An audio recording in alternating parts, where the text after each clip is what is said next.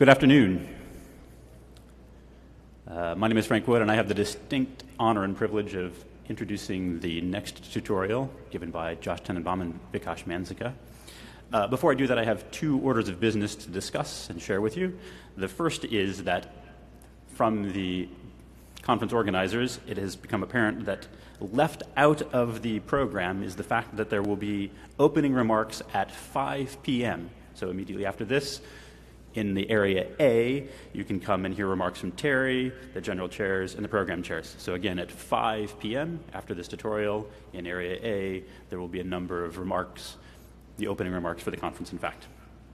The second thing that I want to share with you is the organization of this particular tutorial, which will be 1 hour from Josh, and then 1 hour from Vikash. They ask that questions are held until the end. There will be 15 minutes for questions at the end of their 2-hour tutorial. And when you have the questions and want to ask the questions, please come to the microphone so that everybody can hear your questions. Okay, so 2 hours, then 15 minutes for questions. Now comes the fun part. Josh Tenenbaum and Vikash Manzika are both MIT professors. Josh is a professor, sorry. They're both at MIT. Josh is a professor in the Department of Brain and Cognitive Sciences, CSAIL, and the Center for Brains, Minds, Machines, where he leads the Computational Cognitive Sciences group. Vikash is a research scientist and director of the Probabilistic Computing group. Both of them have contributed actively to multiple areas of machine learning and AI, as well as cognitive science. They were some of the early pioneers of universal probabilistic programming for AI in functional languages, as co-creators of the Language Church, among other things, along with Noah Goodman, Dan Roy, and Keith Bonowitz, and have helped build a community around probabilistic programming for AI by co-organizing several NIPS workshops and many, many other activities. They've been foundational to my work, and I know, like the rest of you, I look forward to a fantastic tutorial from the two of them. So, Josh, come up and take it away. Thank you very much.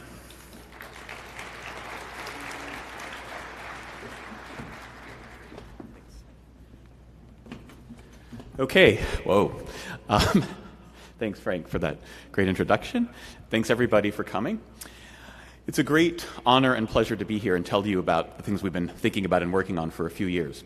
So as Frank mentioned, both Vikash and I, the work that we do and the work with our colleagues really sits between science and engineering. I would say I'm a scientist first and foremost, a cognitive scientist, and my chief interest is in trying to understand the basic nature of intelligence in the human mind and brain. Just that.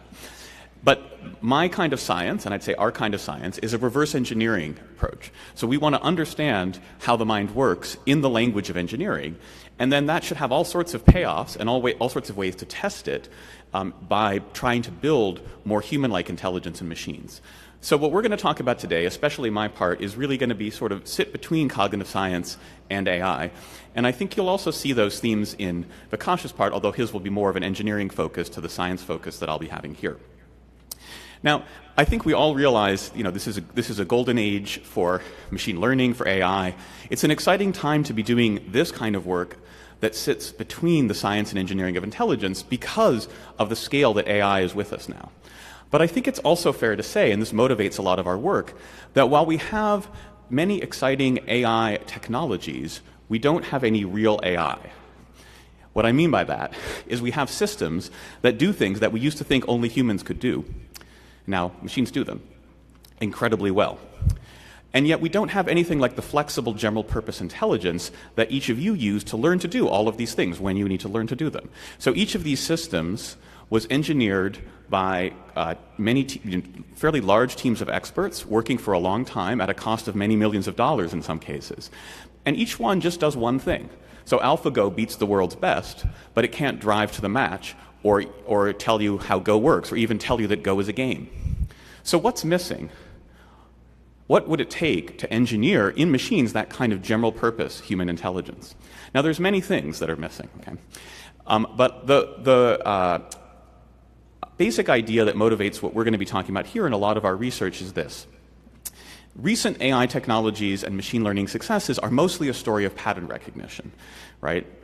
Neural networks, deep learning is the most recent version of that, but really the machine learning success story, which we all know at NIPS is not just about deep learning, is a story of taking pattern recognition from the textbooks to the real world on a grand scale. But intelligence is more than that. Intelligence, as we like to say, is about modeling the world. It's about explaining and understanding what you see. It's about being able to imagine things that you've never seen but might want to, and then making plans and solving problems to make those things real. It's about learning as building new models, refining, recombining, maybe even synthesizing whole new models as your experience in the world grows. So we'd like to understand how to capture these model building abilities in engineering terms. Now, I think it's fair to say that we are not close to being able to do that at the scale that, say, we can do pattern recognition now. We're decades away, and I say decades with an S carefully. It's at least a decade, I would say, maybe many more, before we can understand the human ability to model the world so flexibly, so richly, so quickly, in engineering terms on the scale that, say, a big company or a hot startup could use the way we now use deep learning or other pattern recognition technologies.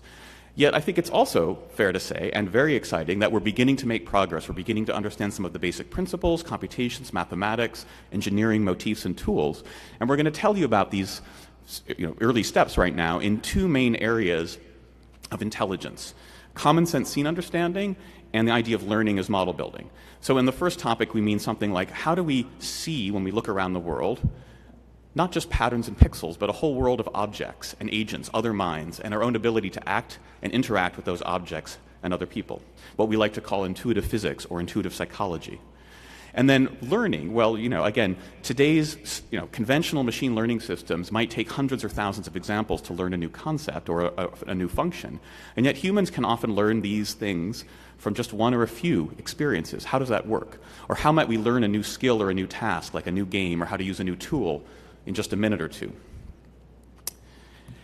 The plan, as you already heard from the tutorial, is really basically two parts. I'm going to talk about what's the basic idea in intuitive terms, motivated by cognitive science, and some examples. I'm going to try to explain at a high level what are probabilistic programs, why do we want them for building more human-like AI, and something about what are their interfaces with the rest of the AI toolkit. And then Vikash is going to consider the really important question of, can we actually get this to work? So how do we work with probabilistic programs more formally and systematically in probabilistic programming languages? And what will it take to get these things to work and scale in the real world? And another important theme here, and to me, if you this is one of the key take-homes, if you want to say, what are probabilistic programs, why should I care? Well, I think it's fair to say, when we survey the entire AI landscape, the history of the field, there have been three big ideas which have really proven their value across multiple waves of ups and downs of excitement. Okay. I would say one of them is the idea of probabilistic generative models, which includes Bayesian networks and every other kind of graphical model, in order to capture the causal structure of the world and deal with uncertainty. The idea of intelligence as symbolic processing, okay, which includes programming languages or first-order logic systems. If you saw the last tutorial of various logic programming approaches, but any programming language really is a testament to what is really the oldest good idea in AI, that intelligence is some kind of symbol manipulation. And then, most recently, where a lot of the excitement has been is around neural networks or neurally brain-inspired architectures for, again, mostly pattern recognition and other such things. And one way to think about probabilistic programs, increasingly, it wasn't always like this, but when we started working on this, and I think when Frank started working on this, we thought, much like in the previous tutorial, we thought, okay, we're trying to combine the best of those first two bullets. The probabilistic graphical models toolkit, especially the causal ones, the idea of directed causal models, and symbol processing to be able to scale towards richer kinds of causal knowledge and compositional languages. But increasingly also neural networks have become a central part of the picture. And I think these days the modern landscape of probabilistic programs and probabilistic programming languages is one of the most exciting places where these three big AI themes interweave in increasingly exciting ways. This is just a figure here from a review paper that Zubin Garmani had a year or two ago in Nature, just kind of roughly contrasting a traditional directed graphical model, like for sort of state estimation and control, with a probabilistic program description. And again, at a very high level, you'll see much more of this, especially in Vikash's second part of the talk, but at a very high level, think about all the kinds of things that you'd like to do with a causally structured generative model, but now say, how do we capture processes in the world that don't just fit into a graph, where we need the fine-grained control and expressiveness of a programming language, data structures and algorithms in the loop of our causal models. And then increasingly, again, how might we use neural networks, for example, to dramatically accelerate inference or to extend our models into non-parametric regimes. So that's sort of a high-level summary of how the work in this tutorial fits into the modern AI landscape. Now let me turn to common sense scene understanding, the first of our big application areas, or just places where we're trying to understand what is that common sense, flexible, general purpose stuff inside your brain. We mean the ability that you see for yourself when you look at scenes like these on here. The ones on the left illustrate what we call physical scene understanding or intuitive physics. The ones on the right, more intuitive psychology. Look at these scenes and don't just recognize and detect objects, but for example, on the left, see what's likely to happen or what you could do, what's dangerous, how you might act to prevent danger. So you can see the table is supporting some objects. If the table were moved or bumped, some of those things might fall. Or you look at the house being framed, and you can see that there must be brackets or nails or something holding those pieces of wood together, even if you don't know exactly where they are. You certainly can't see them in the image. They're less than 1 pixel, and yet you know they're there, or the whole thing would be falling over. Or that stack of dishes taken in my local cafe. As the barista said, which caused me to snap that photo, he said, that's an accident waiting to happen, or I think it might have said disaster. Okay, it's minor disaster if you tried to pick that up to bust the dishes without restacking them and all go falling onto the floor. So how do you judge the stability of a bunch of complexly shaped objects just stacked up like that? Or the scenes on the right. You don't just recognize people and see that they're engaged in some kind of joint activity, but you have a sense of what's going on inside their head. What they want from the other people in the scene, what they think about the scene, what they might think about what other people are thinking or wanting. So look at that crossing guard down in the lower right, right? And you see she's holding up the sign, she's making eye contact, presumably with a driver. So what has to be going on inside her head, knowing those kids who are crossing behind her, she's looking to see if that driver has seen her and made eye contact. That's what we mean by intuitive psychology in natural scenes. You can see all this at work, not just in scenes like those, but in much simpler kinds of scenes. Just think about kids playing with toys, playing with blocks, playing with each other, playing with blocks. This, to me, is very inspiring. As a scientist, when I talk about common sense, I mean the kind of basic intelligence you see, not just in these, say, 2 or 3-year-old children, but in the babies that you see over there on the right. I'll show a couple of movies in a bit. Ways in which even a 1-year-old or a 1.5-year-old has more basic grasp of the situation they're in the world and the other people than any machine or robot that's been built. So let's take a look at this kid here, the first one. These are just a couple of videos from YouTube. This is a 1.5-year-old. And what you can see he's doing here is he's doing something that lots of kids like to do, stacking up cups, right? You can see he's got 3, he's trying to fit the 4th one on. I won't take up all of our time just watching the whole video, though it's very exciting. But you can see he's trying to get the 4th one on, but he sort of figures. Notice he's trying to make a little substack there, put the 2 on. We can zoom ahead a little bit. It gets a little complicated because he got stuck the wrong way. But eventually, he manages to get the blue one on that other one, moves that thing out of the way, picks it up, and puts it on top of the other. He puts 2 on 3, right? And that's quite an accomplishment. In fact, he's a little happy with himself and claps. That's a sub-goal. You know he's got the large goal of trying to make the whole stack. But that breaking the problem of a goal into sub-goals and pieces, and the idea that it's not just stacking up cup on cup on cup, but you can stack up stacks on stacks. There you see some of the building blocks of symbolic cognition, but superimposed on top of the intuitive physics necessary to manipulate those objects. Again, if you've ever worked with robots or seen videos of amazingly impressive robots, but to do that kind of manipulation of objects and planning is way beyond the current state of the art in AI and robots. Now, eventually he manages to get that whole stack built and is so excited that he puts a little crown on top of it. And again, now that deserves a real hand of applause. Yes, from you too. And that falling down and getting up afterwards, that's also something that no robot could do, as we know. Okay, but maybe in the last year, Boston Dynamics has nailed that one. But it's still the case, with all the progress on the physical hardware side of robotics, that we don't yet have the mind inside the body. Take this younger baby here. This is a 1-year-old. This is one of the internet's most popular videos because it features both a baby and a cat. And here the baby is stacking up cups on top of a cat. He decided, again, think about flexibility. think about, unlike machine learning systems, which are trained to perform a certain task, he just decided for himself. I'm quite sure that nobody demonstrated this task to him. He decided, hey, this might be interesting. I wonder what can happen if I put these cups. How many cups can I fit onto the cat? Now watch what happens there when he reaches back to that purple one. That's, to me, one of the most exciting moments of the video, because that purple one that he just reached back for behind himself, he had not seen it or touched it in at least a minute, but yet he still represented it as being there and incorporated it into his plan. Okay, that's a kind of very rich object permanence and, again, awareness of the physical objects in the world. That's quite remarkable. Now, the plan doesn't necessarily go according to plan, so at some point after he's let's see. At some point, he's decided that, right, he can't actually fit the cups onto the cat stably, so he just decides he's going to put them over to their side, and then anyway, everything breaks loose. But you get the idea of the kind of general-purpose intelligence that we're trying to capture. I'll just show you one more motivating video here, which is this is actually from an experiment by two psychologists, Felix Warneken and Michael Tomasello. It's from a little bit more than 10 years ago, and it's one of the most important and remarkable studies of young children in the last decade or so. This is, again, an experiment with 1.5-year-olds, like the age of the first kid. And what you'll see here is a study of the spontaneous helping ability. It's both intuitive psychology, but it shows how intuitive psychology sits on intuitive physics. So the subject in the experiment is the little kid in the back. The experimenter is the big guy, and watch what he's doing and imagine what the kid is seeing. So he sees him kind of banging these books up into a cabinet or something, and it's not really clear what he really has in mind, except somehow he seems like he needs help. So the kid goes over, and what does the kid do? This is the data, right? What does the kid do when the experimenter stops moving? He looks inside, he steps back, he looks up, and notice how he makes eye contact. Here, we'll just watch it one more time. The most exciting part right here again.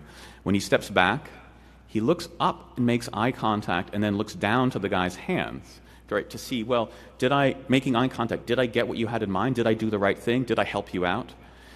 To me, this is a grand challenge for AI. If we can understand in engineering terms what goes on inside kids' minds like that, when they see somebody doing something that they've never seen before, they analyze the physics of the situation, right, the force of the thing banging up against the other thing, and the sense of what might be possible goals and what you can see or can't see behind the door and how you have to act to get from one state to the next, and then the sense of what is the helpful thing to do. I think if we can get that, then we would have made real fundamental progress on the roots of human intelligence. So how are we going to do that? Well, the way we've been thinking about this, and again, this is something that Vikash and I in some form have been thinking about for a number of years, as well as other people in our field, is by defining these probabilistic causal models. These are kinds of probabilistic programs on top of the kind of programs that have been used to model the world in a rich interactive way in modern game engines. So video game engines, as I'm sure most of you know, are tools that allow a game designer to create a rich immersive experience, a three-dimensional world that a player can interact with in real time. And the game designer doesn't have to write all of computer graphics or doesn't have to write all of physics, but the game engine takes care of updating the scene from the player's viewpoint and handling interactions like object collisions or when something might break. I mean, you can turn in and off or write different kinds of special purpose physics. We have soft body physics. Increasingly, we have fluid mechanics, even in some form in game engines. And these tools for producing images and physical interactions that maybe don't really capture the way it actually works in the world, but just enough to look good on short time scales in a real-time interactive loop. We think that's a first approximation of the kind of basic common sense representations of the physical world that are emerging very early in development, like you can see in those babies. And then on the intuitive psychology side, right, we take the same kind of idea and extend it with simple kinds of game AI or planning engines, right? So game engines often also have tools that allow, for example, a guard to patrol a base in some vaguely human-like way rather than just like shooting randomly into space, but to have a line of sight perceptual stream where they only detect a player and believe that a player is there when then the player enters their line of sight, and then they form a goal or a desire to go after and take actions like pursuing the player in some kind of reasonably efficient route. Okay, so it's these algorithms for going from 3D scenes to 2D images or graphics, updating the 3D state of the world over time with physical interactions, and then wrapping that inside a planning loop where an agent forms beliefs based on what they can see and plans efficient cost-benefit trade-off actions that we think are the basic kinds of causal models at the heart of human common sense. Now, by wrapping those in the framework of probabilistic programs so that we can, for example, be uncertain about the inputs to some of these programs, observe their outputs, and make good guesses, effectively approximate Bayesian inferences about their likely inputs, and then propagate that uncertainty forward and backwards. That's the basic idea that we're thinking about how to capture this common sense scene understanding. So I'm going to illustrate that mostly in intuitive physics and say a little bit about intuitive psychology. But first, I want to also say one thing about inference. Mostly Vikash will be talking about inference, and I think it's important. And this, this is a preview of some of the themes in his part of the tutorial. But I think it's important to recognize that what I'm talking about here, and really the probabilistic programming view, has two kinds of programs at its heart. What I'm talking about are the modeling programs, the programs which capture our common sense knowledge. Okay? These compositional, causally structured, object-oriented, maybe recursive if we have minds that can reason about other minds, these mental models. And then how do you actually get them to work? In terms of making inference from sparse data or learning, well, you have meta-programs that handle inference and learning. And it's important to recognize that the world of these meta-inference programs are going to unfold on different kinds of timescales that might optimize or trade off in different ways speed, reliability, and flexibility. So I've listed here 5 different kinds of activities that really are responsible for the structure of knowledge in your brain, and they unfold on very different timescales with very different kinds of inference algorithms potentially appropriate for them. So perception unfolds on the timescale of milliseconds, maybe up to a second. Thinking is more like a second to a minute. Learning might be minutes to hours, maybe up to a day. It's important that learning can be consolidated overnight, for example. By development, cognitive development, we mean the things that go on in these young kids' heads over days, months, years, maybe up to a lifetime. There's some things that you're still, learning and integrating about your deep theories of the world, perhaps even at your age. And then, very importantly, evolution, both cultural and biological evolution, which is adaptation of mental models over many lifetimes. Now, in what we're going to talk about, we're mostly talking about perception and a little bit of thinking and learning, okay? Because in many ways, as we go towards these longer timescales, everything gets harder, slower, less reliable, but more flexible, right? We know that evolution is the one adaptive process in the physical universe that actually builds complex structures with complex functions, like our bodies and our brains, okay? But for the most part, we're interested right now in things which happen much faster and more reliably, like perception or learning bits of models. And it's important to recognize that there's a huge engineering tool set, again, which Vikash will mostly be talking about, different kinds of inference algorithms which are specialized or at least better suited for these different timescales of adaptive processes. I'll say a little bit about some of the ones we've been using in the models we build, but for the most part, the general enterprise of trying to understand that whole landscape of inference algorithms and how to put those into an effective programming language for inference is what Vikash will be talking about. Okay, so let's actually look at, say, some of these intuitive physics computations. So here's an example of a setup that's both an experimental scenario we study in our lab, but it's also increasingly the kinds of things that, say, people in robotics are starting to actually have robots be able to deal with. So we'd like to take these blocks here. These are like Jenga blocks.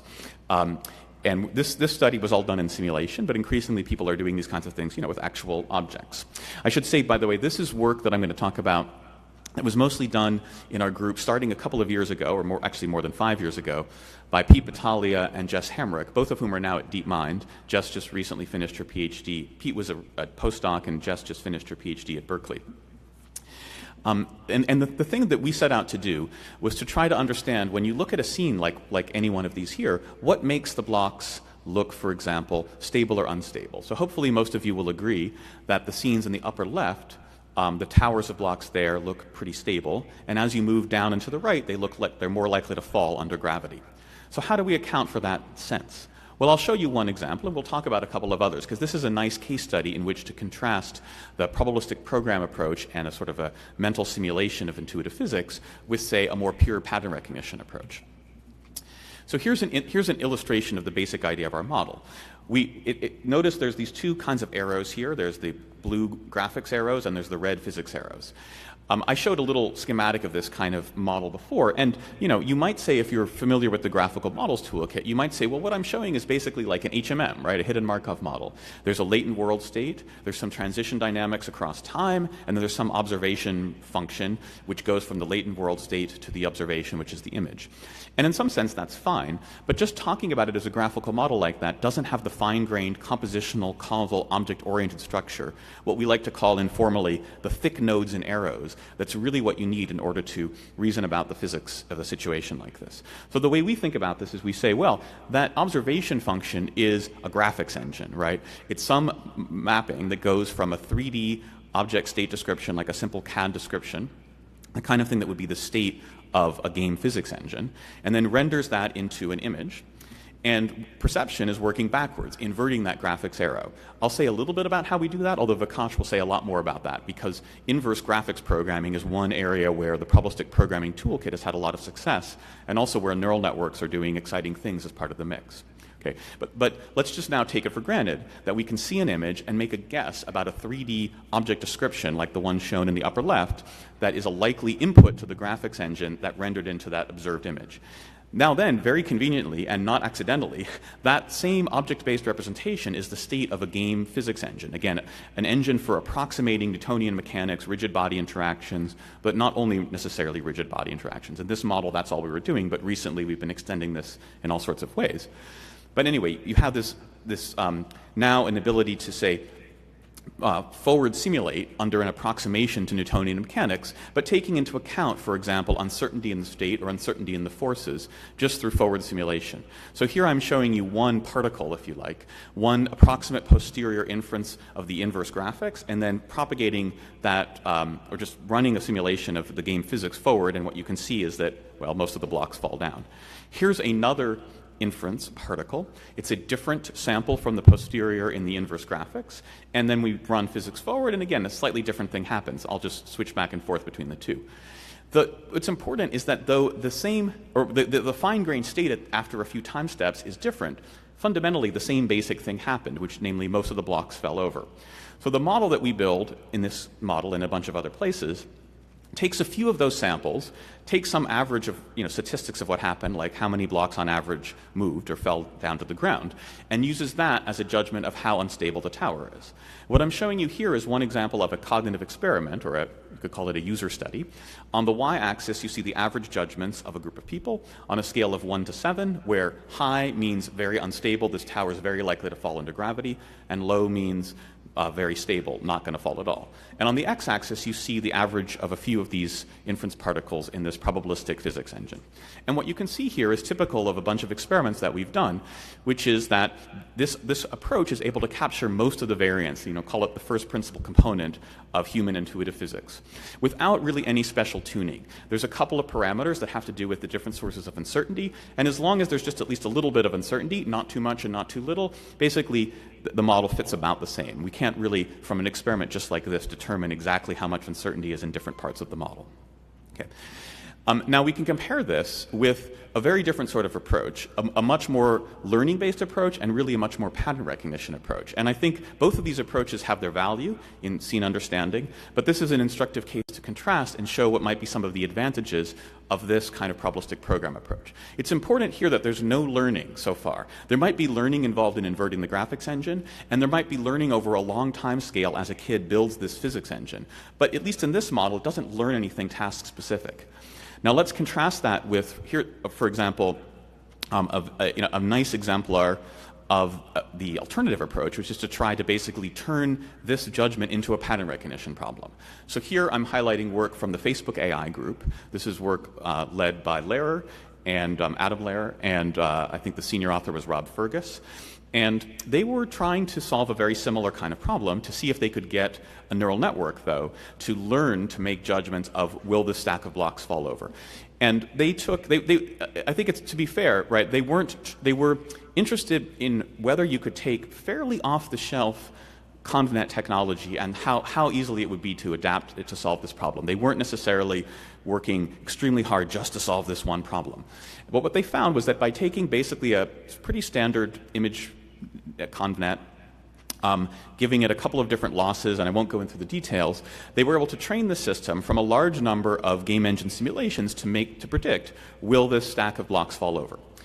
And you can see some of their results over here. And I'd say the most impressive thing is that training on simulated data was able to transfer to real data. I'll show you in a little bit some of their actual movies from real stacks of colored cubes, much like the ones you see in the upper left. Okay? And this is, again, one of the key insights and lessons of the last couple of years, is ways in which training neural networks for vision with simulated data can transfer to the real world. And I think there's a deep insight in that really reflects the ways in which neural networks can be seen as approximate inference for probabilistic programs. Frank has a nice recent paper on that in particular. I would lead you to take a look at that. Okay, but in this setting here, so PhysNet trains on simulated physics data, transfers to the real world. The limitations, though, is that they have to train it a lot. They train it on 200,000 images of 2, 3, or 4 cubes. And they show that it might transfer to 5 cubes, or maybe it was 2 and 4 cubes and they could transfer to 3. So they could get some transfer even within the set of cubes, but still, they're just basically working with cubes, not all sorts of other shapes. And it's just a small number of them, just 2, 3, or 4, and they're basically in that domain. Whereas the system that we talked about, I showed you one example, but in other experiments in the same paper and in other work, the very same system, without any extra training, is able to answer a very wide range of questions about a wide range of scenes. So the blocks can be different sizes and shapes, okay? And the questions aren't just will it fall. The PhysNet paper was just trying to predict will it fall. We might ask, how far will it fall? Which way will it fall?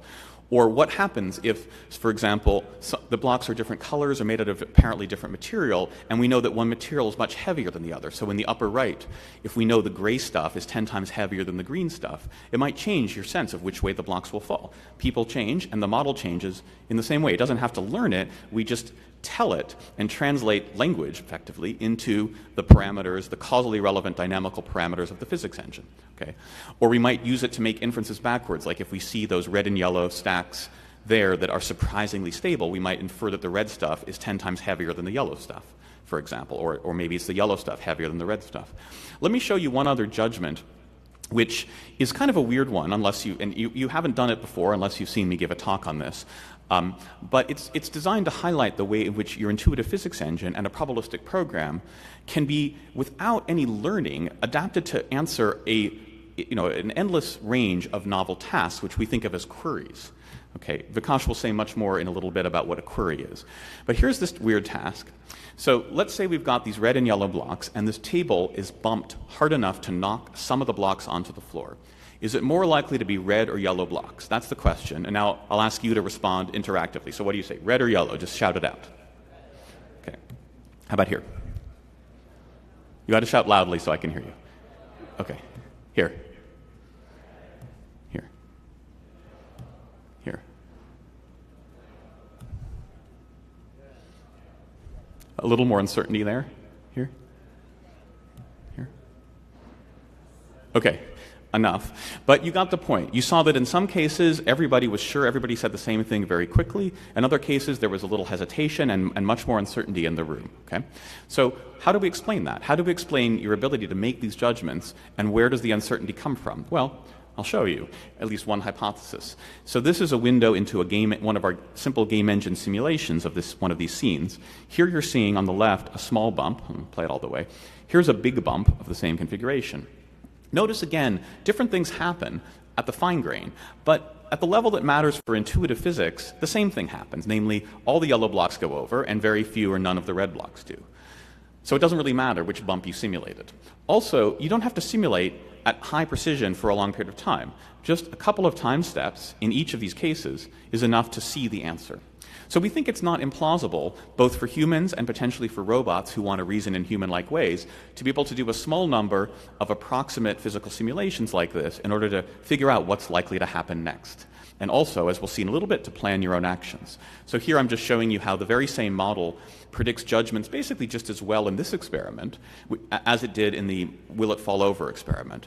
But contrast the kind of experience you have, right? Like we've been making judgments about will these blocks fall over since we were kids. But unless you were in this experiment before or saw this talk, you never made this particular judgment. And yet the knowledge that you have about the physical world, we posit, is the same. So you should be basically just as good. You might be a little bit better if you're an expert at stability. But for the most part, it's not about task-specific learning. Now let me gesture a little bit at where neural networks might come into this picture, and Vikash again will say more about this in the next part of the tutorial. Here I'm actually showing the same basically kind of state estimation prediction picture as before. I'm now actually showing the Facebook group's real-world images of these 4 cubes. And this is in particular, I'm highlighting some work that you're going to see in the main conference from Jiajun Wu and colleagues. I think it's a poster and spotlight 2 nights from now, in which Jiajun, and I'll really show you a couple of different things that Jiajun Wu has been doing recently to try to use neural networks basically to invert graphics. So together with Pushmeet Kohli, who was at Microsoft, this was part of a Microsoft internship, but Pushmeet's now at DeepMind, Jiajun built for a CVPR paper just this last summer what he called a neural scene derenderer, which was basically a model that was trying to learn to de-render a graphics engine. Here he did it with some very simple ones like the Minecraft game engine, but the idea was to learn to map from images into the like a scene XML description, the graphics engine state. And he did a lot of work to make this work. He used some clever ideas from computer vision mid-level representation to deal with occlusion. He used the same idea that, again, I mentioned before and we'll keep using here, which is that the network is trained from simulated data from the graphics engine. So you can think of it as drawing samples from the generative model, and then the neural network gets, because the samples are internally generated, gets to see the right targets for training. It's learning not to do anything in the real world, but it's learning about effectively the patterns of its own posterior inference. Okay? And there's a little bit of top-down Monte Carlo inference, so it's not just purely a bottom-up neural network scheme. Now, in the NIPS paper that Jiajun's going to present in a little bit, he used the same scheme to de-render one of these physical scenes, but then what he calls de-animation and re-rendering. The idea is now you can learn to map very, very quickly from the image into the state of the physics engine, like how many blocks are there, where are there, and then you can do various kinds of physical reasoning. So here what I'm showing you are, on the left, you're going to see the Facebook real-world videos. They're static right now, but I'm going to press play, and you're going to see what happens. Hopefully those scenes look like they should be falling over. And then you're going to see Jiajun's system imagining what would happen. And again, it's actually re-simulating the movie in a simple, approximate game graphics engine. So here we go. I'm going to press play. Think for yourself what's likely to happen. How are those blocks likely to fall? Okay. Again, on the left is what actually happened. On the right is one of our model's probabilistic forward simulations. I'll show it one more time here. And you can see that it's not exactly right? It gets the timing wrong for the one on top, although it's pretty right on the one on the bottom, and the direction's a little bit wrong. But it's usually mostly right. It's usually right about whether it will fall or not, and the approximate direction up to about 30 degrees, which is basically what people are good at too. Okay, so here's a couple of other examples. Again, think about how it's going to fall. Some of these ones, like the one on the top, is really obvious, it's very strong, and the model gets it exactly right, just like people would. Here's one more scene. These ones are a little subtle because of how depth works in the scene, but again, the model is able to basically get it. And again, because the state of the model is based on objects and forces, you can naturally do things like this. Like you can say, well, what would happen if, right? It's not just about recognizing patterns in data, but you can say, suppose there was a wind from the right or somebody bumped the top block from the left. You could imagine how the blocks might fall when they wouldn't otherwise fall. Or down in the bottom, you see the scene is unstable and you ask, what force could I apply to keep it up, right? So again, these models support imagination, explanation, and planning. Now let me just say a little bit about intuitive psychology and then a little bit more about model learning. I'm not going to say nearly as much about intuitive psychology as about intuitive physics, but just to set up a couple of the things you'll see from Vikash. We can extend this kind of idea to say now we're looking not at an inanimate object, but at an agent. So here's some work that Chris Baker did in our group a couple of years ago, about 10 years ago now, and where people are watching an overhead scene of an agent moving around in a room with obstacles. There's one of several possible goals, marked A, B, and C, and over the course of the dynamic path, again, imagine an overhead scene, people are asked to judge how likely is it that the agent's goal is one of those things. And what you can see down in the bottom is just a few data points from a couple of these scenarios. There's close to 100 in the actual experiment. But what you can see is subtle dynamics. First you think it's this goal, then you think it's that goal. Things go up and down. And you've got the middle row is people's judgments, and the bottom row is our model's judgments. And again, the fit is almost perfect. The correlation is even higher for this intuitive psychology than for intuitive physics. Again, the model doesn't involve any real learning, right? It just has the basic mechanics of rational intentional action that says you get a high reward for getting to your goal and there's a small cost of action, but I don't know what your goal is. And maybe I don't know exactly what your cost is, or maybe I don't know exactly how likely you are to always do the right thing. Then can I make an inference by seeing you move in the world? What is the most likely interpretation of why you did what you did? Going forward, we'd like to extend this, and this is work that's sort of in progress on both the psychophysics side as well as the AI side, to scenes that are actual real-world scenes of people reaching in the world. So here we can try this again as a interactive demo. You're going to see this woman reaching for one of these 16 objects on the table in front of her. You see that 4x4 array. And raise your hand when you think you know which one she's reaching for. Okay, so here we go. It's going to play in slow motion so you have some time. Raise your hand when you think you know. Okay, yeah, so there we can stop. So what you might have seen, what I saw, is actually hands went up pretty quickly, although then there was some hesitation because they weren't quite sure and a little bit of laughing, and then they all shot up. Much like that dashed line that you see there, right? So that dashed line is actually the predictions of our model. It's not human data. We're currently in the process of testing this. This is work that Tao Gao and several colleagues are doing. Okay? And the way the model works is, again, it basically takes a fairly state-of-the-art, at least in simulation robot motion planner. This is the Mujoko physics engine. And it's trying to say, imagine hypothetically each of the possible goals, what would be the most physically efficient reach that the person would take? And then to try to see how well does each one of them explain what you see. And what you can see in this movie is all those simulations in parallel, and the blue bars are the posterior probability. Now, we think in principle this is a reasonable way to think about what your brain is doing, right? In practice, we think that this, the inference here is slow and intractable. And again, what Vikash is going to show you is some of the initial steps in probabilistic programming languages that people, in particular in his group, are taking to try to make these kinds of inferences much more efficient in a way that might plausibly be like what's going on in our brain at the mechanistic level, as well as what we want to put into a robot. In case you're wondering, why go through so much trouble just to say which thing is someone reaching for? Well, again, think about how human action is not just moving along short paths in easy joint space, right? So think here, for example, now the same woman is going to be reaching for an object, but she starts in a sitting position. And watch, and notice that even before she starts to really move her arm, you have a really good idea of which thing she wants. It's one of these ones over here, right? Just because of how she had to move her body and where she's looking. Or look at this scene here. Just right now, just the fact that she moved up and started going along this side of the table already tells you that it's probably one of these things. If it was one of these ones, she would have moved the other way. If it was one of the close white and blue ones, she wouldn't have had to get up, right? You know that without having to even reason through it. Or take this scene here. This is Tao Gao. Notice that he's going to be reaching in a somewhat unusual way and try to figure out what he's doing. So what's he doing? Anyone have an idea?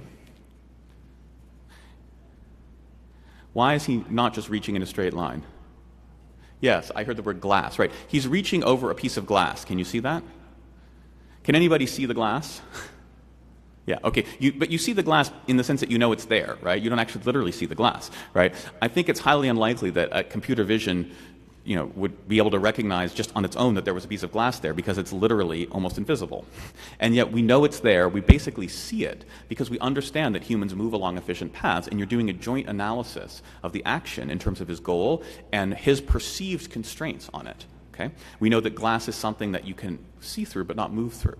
So these are the kinds of things that we're just beginning to be able to actually put into probabilistic planning programs that, again, can be inverted to make these kinds of inferences.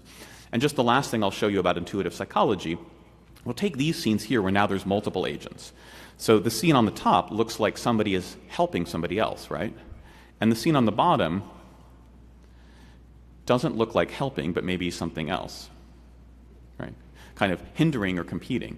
So how do we capture those concepts? What makes it look like helping or hindering?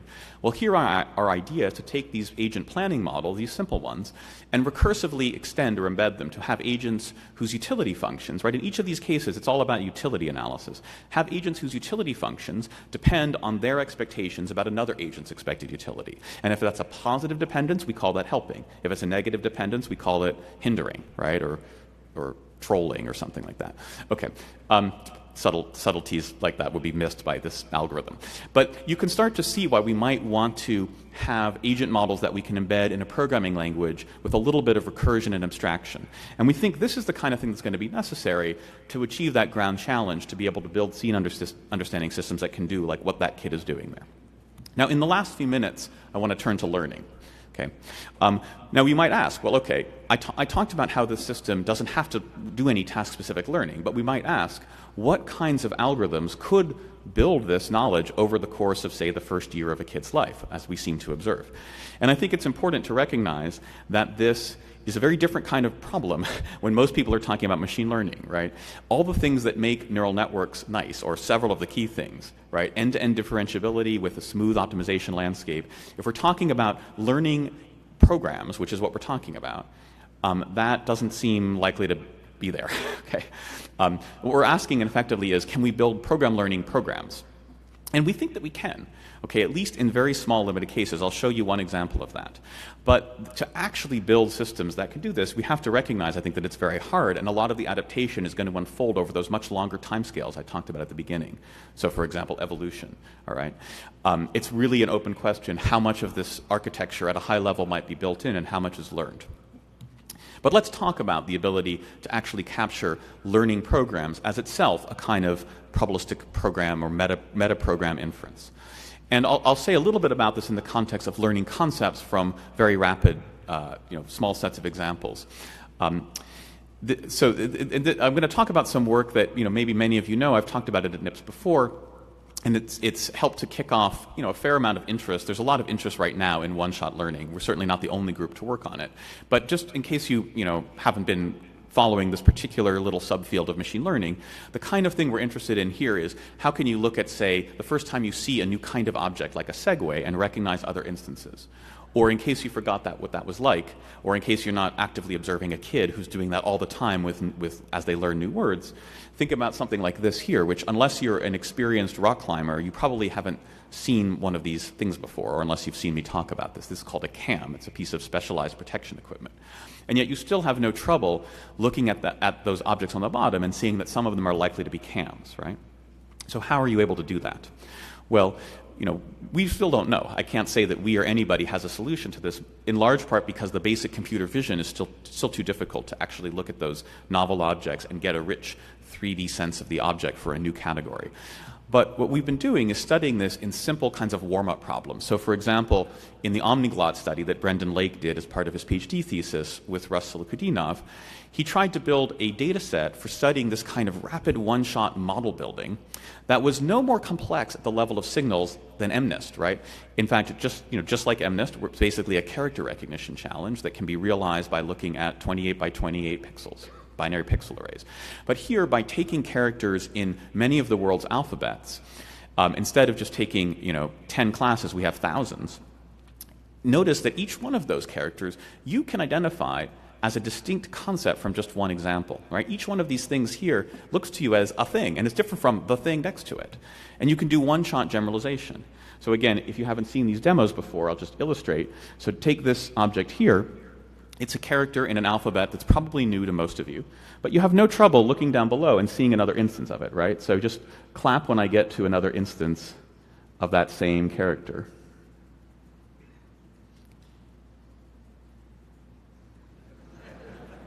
Yeah, okay. So I was demonstrating a little bit of both intuitive physics and theory of mind there. You sort of predicted, we all knew it was coming, but then I defeated a little bit and we laughed at that little not very good joke. Okay, but that's not the point here. The point is your ability to see, even though the pixels of this, the correct answer aren't necessarily any closer to the pixels of this one than, say, that one. So how do you do this? Well, there's many ways to solve this, right? And at this point, a lot of people have been working on this problem. But the way we did it was, the way we approached it was to think of it as learning a very simple kind of program, or a kind of program induction, in particular the kind of action program or motor program used to draw a character. So think about, how would you draw this character? Just draw it in the air in front of you. Just try that. Right, so you probably did something like that, right? Okay. So this is, again, a kind of probabilistic program, we think, right? Your model of, you see the output, which is the pixel ink, and we're asking, what are the inputs to the control structure of your motor system, right? It's a causal model, because it's the causes of the output ink. It's compositional, because it has parts and subparts, or gestures, and higher-level motor routines. Okay, and at least in the model that we built, the so-called Bayesian program learning approach, the model learns to learn a number of parameters of these probabilistic programs from a held-out set of characters which are meant to capture like your sort of native alphabet. Okay, it's important here that when you think of this learning as a kind of probabilistic program inference, there's two levels of programs. The bottom level is what we call a token generator program. Here, each program captures one visual concept, one character, and each time you run it, you get a different instance of that character, realizing the variability, say, within those classes. Now, one-shot learning means seeing one execution of that program, one pattern of ink, and somehow making a guess at what's the program that generated it and could be run different times to generate others. And the way we think of that from a Bayesian point of view is to say, well, there's a higher level of programs. These are program-generating programs. They're also probabilistic, but the output of the higher-level program is one of these token generators. So the output of this program is a program, each time you run this prior program, if you like, it generates a different character. It just imagines a new character, maybe alphabet-specific or maybe just generic. And then the idea is to do a kind of a Bayesian inference to find the program which is, on the one hand, high probability under the program-generating program, but yet also explains the patterns of ink on the page.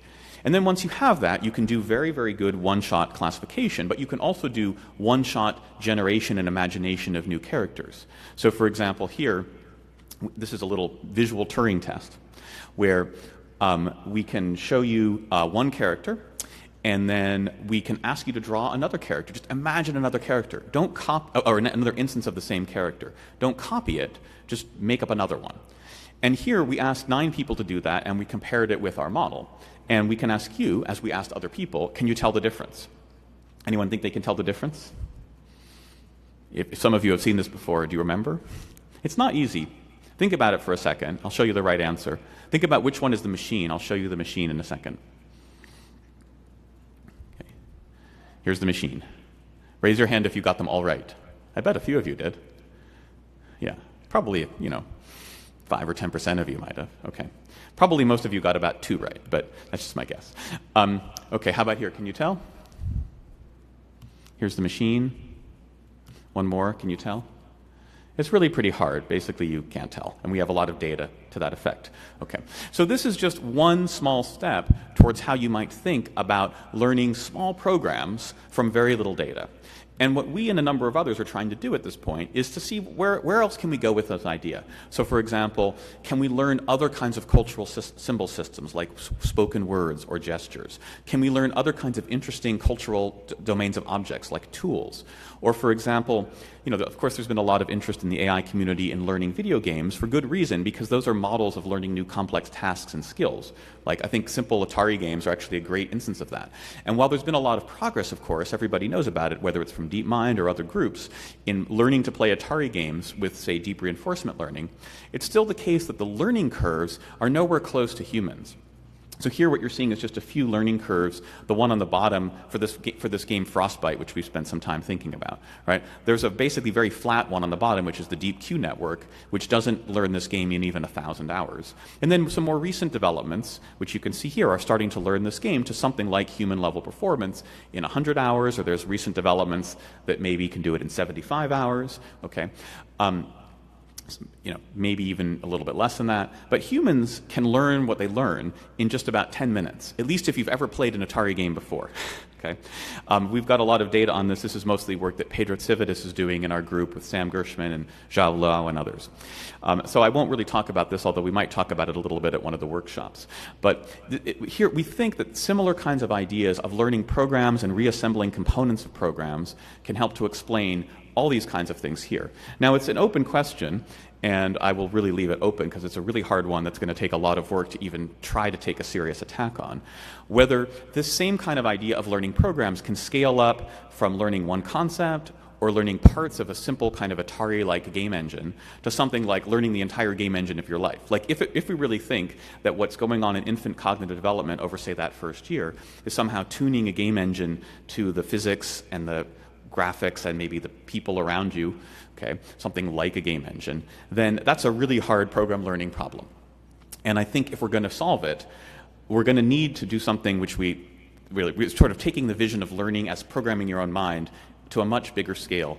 Inside our group, we have a sort of a slogan for this, which we call the child as hacker. You might have heard of the child as scientist, a popular metaphor, and more than a metaphor, to think about how children explore the world, form theories, their play is like experiments and so on. And we think to complement that, you need the idea that if your intuitive theories of the world are something like programs, then you need to be learning in all the ways that we hack on our code to make it more awesome. So I've just put up a bullet point list here of all these activities of programming, all the things we do in the course of a good day of hacking that make our code more awesome in one way or another. And they're all things that we think of as basically, I think there are corresponding activities in kids learning for all of these. And what we're going to need to make this vision real for AI systems that actually learn to be intelligent is algorithms, program learning programs that can automate all these kinds of activities, I think, or many of them.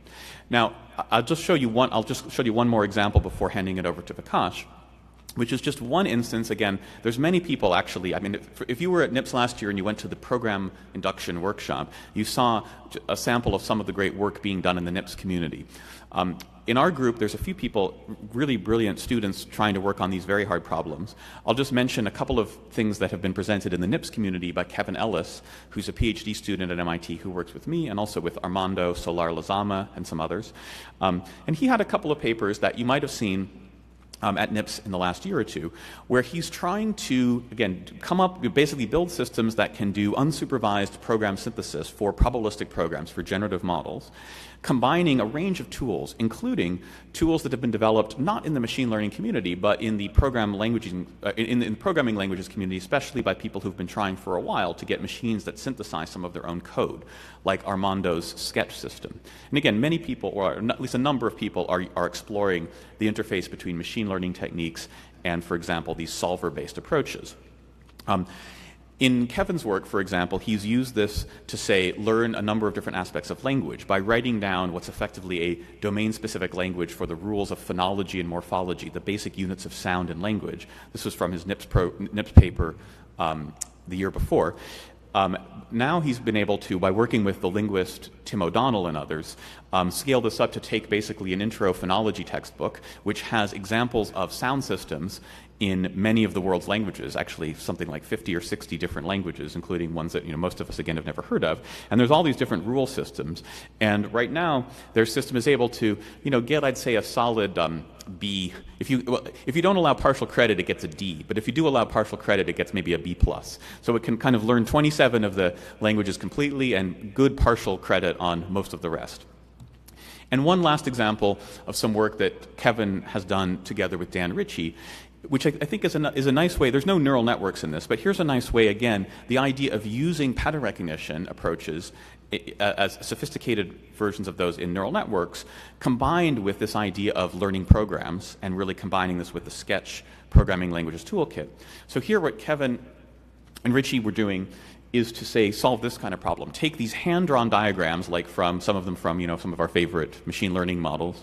We can handle both directed and undirected graphical models, and go from a sketch, literally a hand-drawn sketch, to some computer code which captures at a high level both the objects but also the abstract motifs like loops and conditionals. And the idea behind this is, again, to sort of break the problem into these two halves, to say, okay, well, there's the hand-drawn image. There's some kind of low-level graphics program with primitives like line, circle, arrow, and then there's the high-level code that has the abstractions, the loops, and the conditionals. And a neural network, for example, can be used to do the first de-rendering stage, but then one of these program synthesizers can be used to find the highest probability and maybe shortest to execute, simplest code, which can be used to, as we're showing in these examples and others here, to be able to basically, you can see that what we're calling the trace set is just the low-level graphics code, then there's the more abstract code, which is significantly compressed. But not only does it compress, like any good compression, it generalizes. So here's examples of using the extracted code, just sort of running it forward with different parameter values, and you can see we can take these hand-drawn diagrams and kind of imagine idealized extrapolations of them to more objects.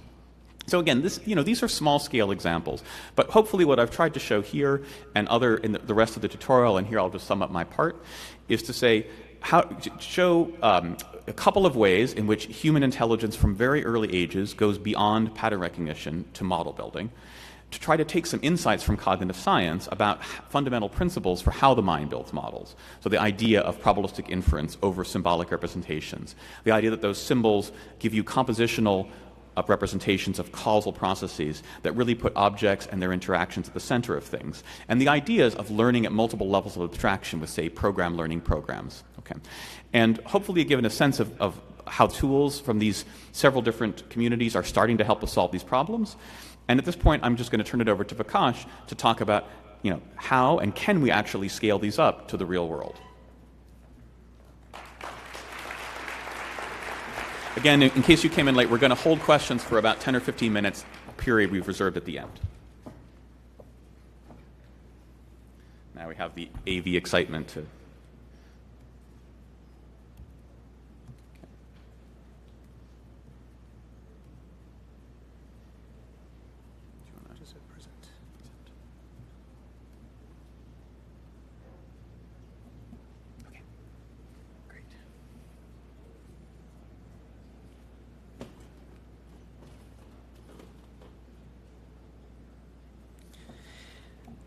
Okay, so in the second half of the tutorial, I'm going to go through some background technology that's needed to take the ideas Josh talked about and implement them, and give a few examples of how using that technology, it makes it actually feasible to implement these ideas and apply them to real-world examples.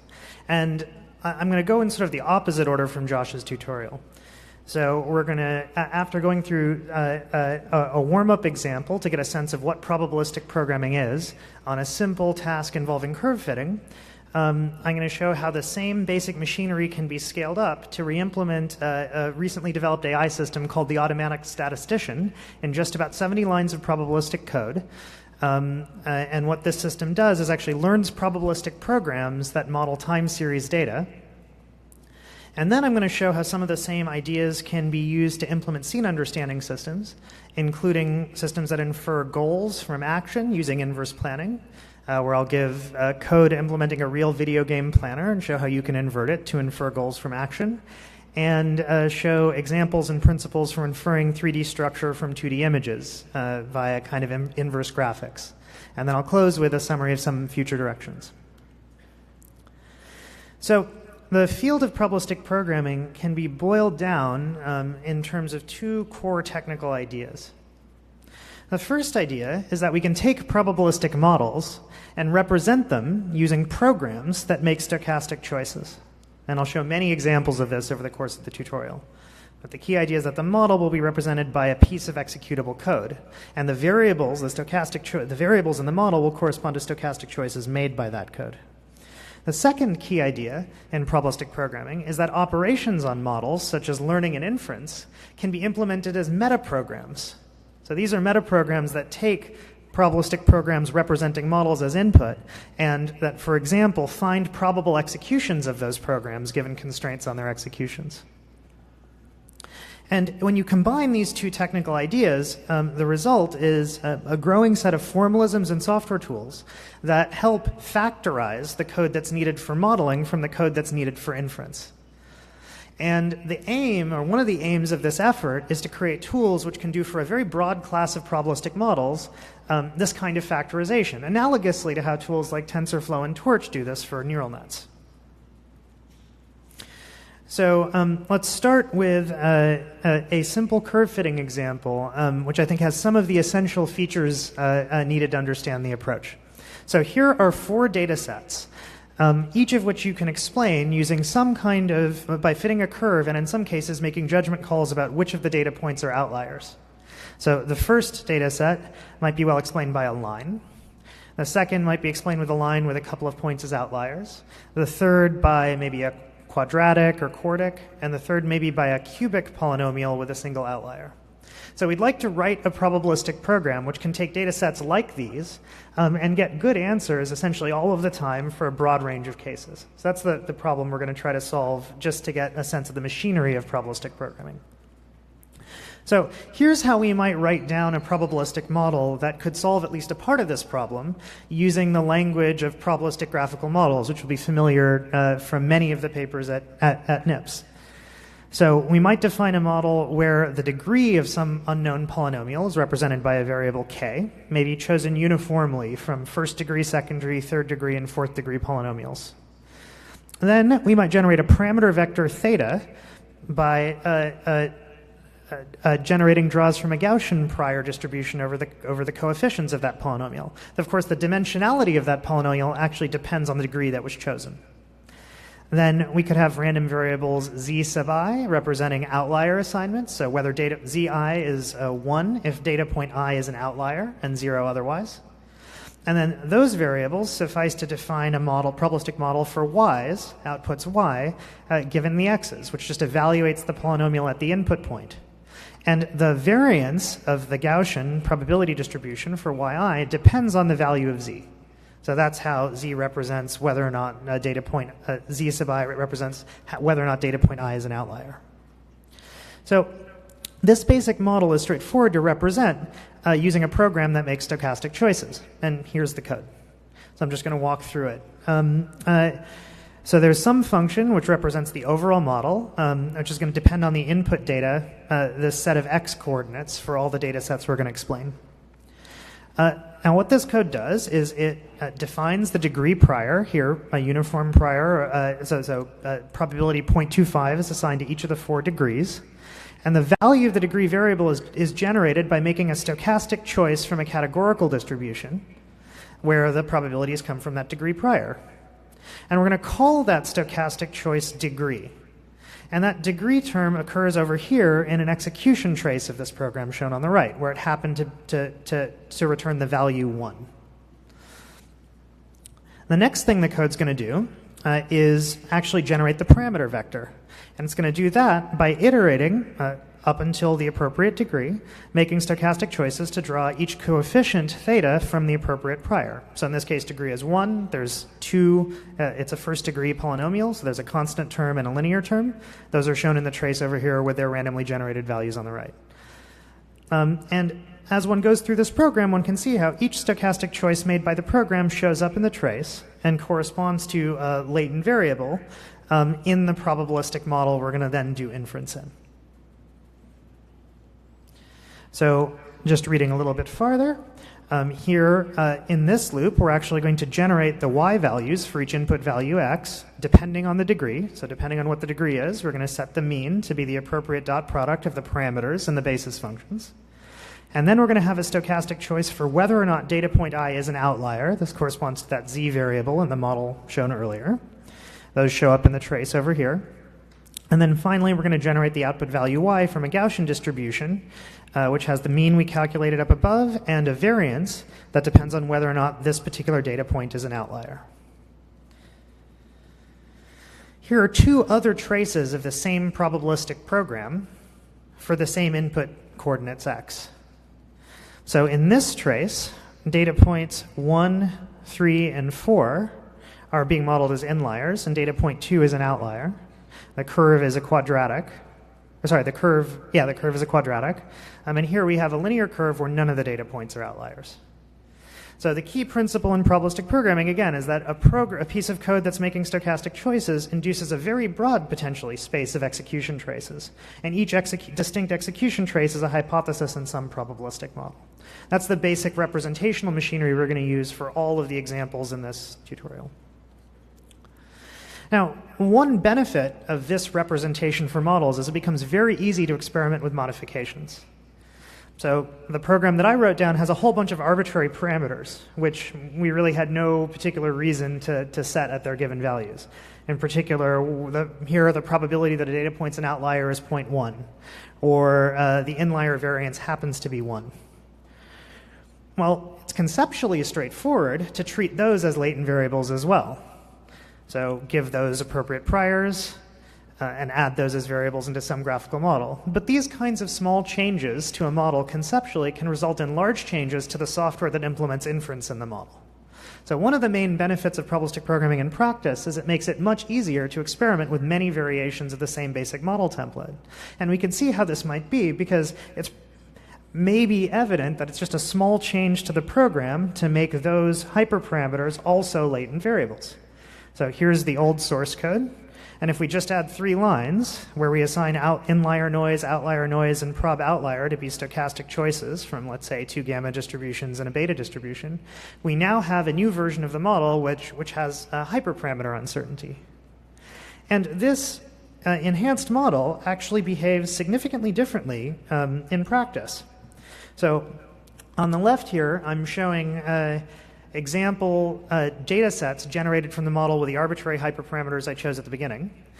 And on the right, I'm showing samples where there's hyperparameter uncertainty represented. And we can see there's a broader range, including relatively noiseless data sets, which may be important for explaining some of the data sets I showed at the beginning.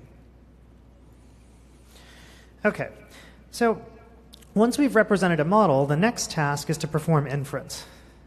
And in the field of probabilistic programming, there are many different approaches to inference that have been pursued. Here, I'm just going to try to give you a sense of some of their essential characteristics. So one interface to inference that's recurred in many languages is a query operation, which takes a probabilistic program. That program may have some input arguments. So in the example I showed before, those were the input coordinates. And then a set of observations. And what inference in this probabilistic program is going to produce is a trace of that probabilistic program along with a weight, which is some measure of compatibility between the execution trace produced and the observations. So I'm going to go, again, pretty carefully here just so that we have the building blocks we need to move more quickly later on in the tutorial. So just breaking that down in terms of mathematical notation, there's some distribution on execution traces, x, that's induced by executing the program. This you could think of as the prior distribution. So the probabilistic program somehow implies that prior distribution. Then there's another distribution, which is the distribution on traces you get when you take that prior distribution and you multiply it by a set of constraints that force various random choices in the trace to take on the values that are given by the observations. So this posterior distribution on executions is going to be the target or the goal of inference, producing samples from this distribution. So the way we're representing that on this slide is that there's some distribution that's produced by the query, Q, which is a distribution on traces X, given a program, the inputs, and some constraints. And our hope is that that approximates the posterior distribution on traces given the constraints. So this is a simple model of how inference in probabilistic program, of an interface to inference in probabilistic programs. So many different algorithmic approaches have been proposed in the field for implementing this basic interface, including importance sampling, simple Markov chain Monte Carlo schemes, more sophisticated schemes like Hamiltonian Monte Carlo, sequential Monte Carlo, particle Gibbs, mean field variational inference, approaches which I'll talk more about later, where Q is learned, at least in whole or in part, by generating training data and then using an appropriate machine learning technique, including deep learning. And some probabilistic languages, including Eyeball and Figaro and Infer.net, also use message passing algorithms to approximate the basic inference template I showed earlier. But all of this machinery is in service of helping users specify queries against models, typically emphasizing providing general purpose mechanisms that can apply to a pretty broad set of queries. So here's how one could use that interface to analyze data in the curve fitting context. So maybe I construct an empty trace to represent my observations, and I store the target value of 0 for the second y-coordinate in that trace.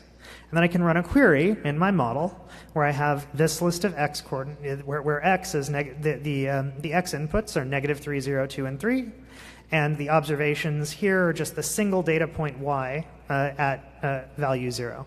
So here are two traces of the program that are compatible with that data point. They both are curves that go near that line. I can now add more observations to my target set or my constraint set. And when I do that and run queries, I now get queries that concentrate on lines that go near those data points.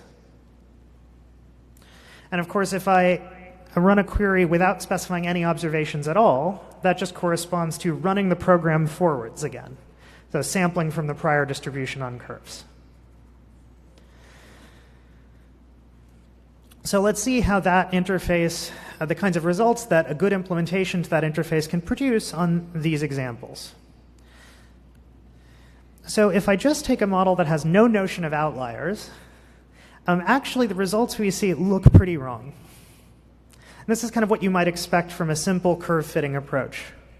So in the second example, these two data points quite distort the slope of the curve, and the program actually thinks, it also calls in the hypothesis that maybe there's some sort of higher order curve, because that gets you a little bit closer to those outliers, especially that first outlier.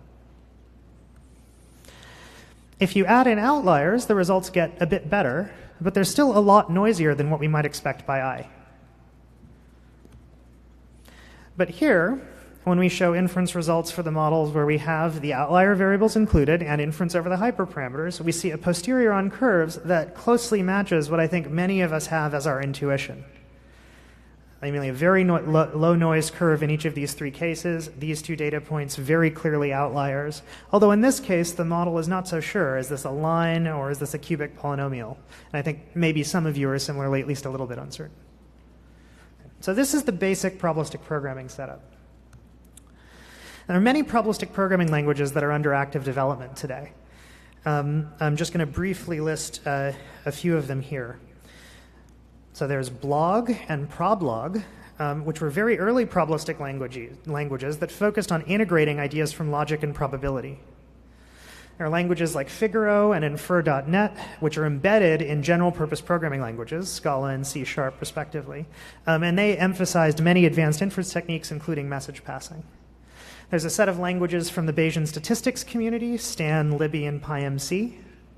Languages like Church, WebPPL, and Anglican are all expressive modeling languages that try to provide automatic inference, chiefly but not exclusively by Monte Carlo. There's some new probabilistic languages, especially Edward, Pyro, and ProbTorch, which emphasize support for deep learning. And I'll say a little bit more about those again later. And then some other languages, including languages from my group, like Venture, which allows users to specify custom inference strategies adapted to the problem at hand, and languages like BaseDB, which provide integrated support for model discovery from sparse databases, so you don't have to write the probabilistic program yourself if you don't know how. And just one quick note on matching inference strategies and problems. So this simple curve fitting with outliers example is actually expressive enough to show the need for custom inference strategies. So here I'm showing results on a version of this problem where actually the curve is known to be linear. And these results, where we've got data now in green and inferred curves in blue, were obtained by using an inference strategy written here in the Venture language, which combines gradient-based search for the continuous parameters with Gibbs sampling for the discrete variables. This is a strategy that many probabilistic AI and machine learning researchers might think was reasonable for solving this particular problem. But in fact, if you apply other strategies that might be reasonable, very reasonable, or even optimal in other contexts, you can get pretty bad results even on this simple problem. So if you use a single-site Metropolis Hastings algorithm, even with quite a bit more runtime than the strategy I'm showing with gradient search, you get curves that actually don't correctly infer, that have a wildly distorted slope, and they're actually missing the correct outlier assignments. If you use Hamiltonian Monte Carlo, you do a little bit better, but you still get many of the outlier assignments wrong. If you try to use a more custom inference strategy, there are many other custom inference strategies you can write. I won't give an exhaustive list here, but the main point is that it's important to choose the right inference strategy for the problem at hand, and some probabilistic programming languages provide the linguistic support to let users do that. Okay, so now given that basic machinery, we can start talking about how do we scale it up to apply it to solve real-world problems. So the first problem I'm going to talk about is AI-assisted data analysis. And the instance of it we're going to describe, our group has explored a few, but the instance we're going to focus on is re-implementing a system called the automatic statistician. So the automatic statistician, which was work done by Dave Duveneau and James Lloyd and Roger Gross and a couple of other people in the NIPS community, including Josh and Zubin, can solve problems like the following. So here are two time series. One is atmospheric CO2 levels, the other is airline traffic volume. So I'd like you guys to just imagine and draw with your right hand, if you would, how you would extrapolate these two time series. So for atmospheric CO2 levels, can you just draw how you think the curve would go, say, out over in this region? Great. Right, so most of you did something like this. And what about for airline traffic volume? Right, so most people drew something which is linearly increasing, and then the amplitude of the fluctuations also increases. And in particular, none of you just went like this. Right, so simple linear extrapolation misses a key pattern that's evident just by a glance at this data. And everybody's basically right. So how can we build an AI system which can both replicate this basic intuitive capability we all have and put some quantitative error bars around it? So, do the kind of data analysis that a statistician might do if asked to do forecasting for each of these time series. And, like all of us, choose both the structure, or identify the structural patterns, and make quantitative predictions with calibrated uncertainty. So the approach taken in the Automated Statistician project is an instance of one of the main themes Josh talked about, namely learning as a form of program induction. So this project developed a domain-specific language for time series data. And in this language, the basic elements were time series patterns like local variation, repeating or periodic structure, variation at multiple scales, linear trends. And these types of pattern primitives were implemented using Gaussian process kernels, which, when sampled from, produce time series realizations that have each of these types of patterns. And these basic elements or motifs were combined using a grammar for constructing composite kernels out of sums of kernels, products, and actually also change points. And it turns out that by forming simple combinations of these primitives, one can actually model a very broad class of time series. So if you just look at pairs of kernels, two linear kernels produce quadratic functions. You can produce functions that are periodic but only locally, or periodic with some trend, like the examples we saw earlier. If you expand out the grammar just a little bit farther, you can find a very broad class of time series patterns that are spanned by this very simple domain-specific language. So if we look at atmospheric CO2 levels, we can decompose this time series in terms of a linear trend, a periodic overlay, and some random variation. And we can formalize that decomposition in terms of a particular expression in this little time series language. That's what I'm showing at the top here, this linear, where this can be read as a product of a linear and squared exponential kernel, and then a sum with a squared exponential, which is then taken as a product with a periodic and rational quadratic kernel. So we can see something analogous for airline traffic volume, where that time series can be decomposed into a linear trend, a periodic overlay, here with increasing amplitude, and then some local fluctuations. So if we want to build a system that can take the raw data and produce these sorts of decompositions, So the automatic statistician is a system that first does that analysis I just described and then produces a PDF report, which documents in a combination of English and graphs how the time series decomposes. So here's how here's the basic idea for how we can re-implement this system using probabilistic programming. And this is work done chiefly by my postdoc Ulrich Schechtel, my grad student Faraz Saad, Alexei Rodel, an engineer in my group who's now at Google. So the basic idea is we're going to take these little time series expressions and treat them as data structures representing a probabilistic program. So here I'm showing a data structure representing a time series with a change point that's located at 4.5, and then a product of a linear and white noise kernel. And then on the right side of the change point, there's another white noise kernel. Over here, I'm actually showing 3 time series realizations. So you can see that at 4.5, to the right it's just noise. To the left, there's this linear trend with noise added. That corresponds to the structure on the left. And the link between these two is that this data structure can be thought of as a probabilistic program that actually implements a Gaussian process model. So the problem of going from data to these structures can be thought of as the problem of learning very simple programs in a domain-specific language. Now, the way we write down a system that can do this type of learning is to write a metaprogram, a probabilistic program that generates representations of probabilistic code. So in some sense, this is just a slightly more complex version of the curve-fitting example I showed earlier, but from another perspective, it's qualitatively much, much more expressive. So here's code, again in Venture, that implements grammar-based prior over time series programs.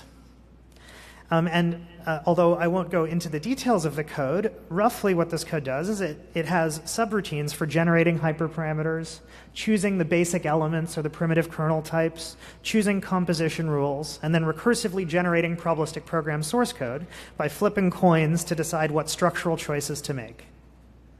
And then once those choices are made, populating them with the appropriate continuous parameters. So this is code which, if you run it many times, generates time series programs.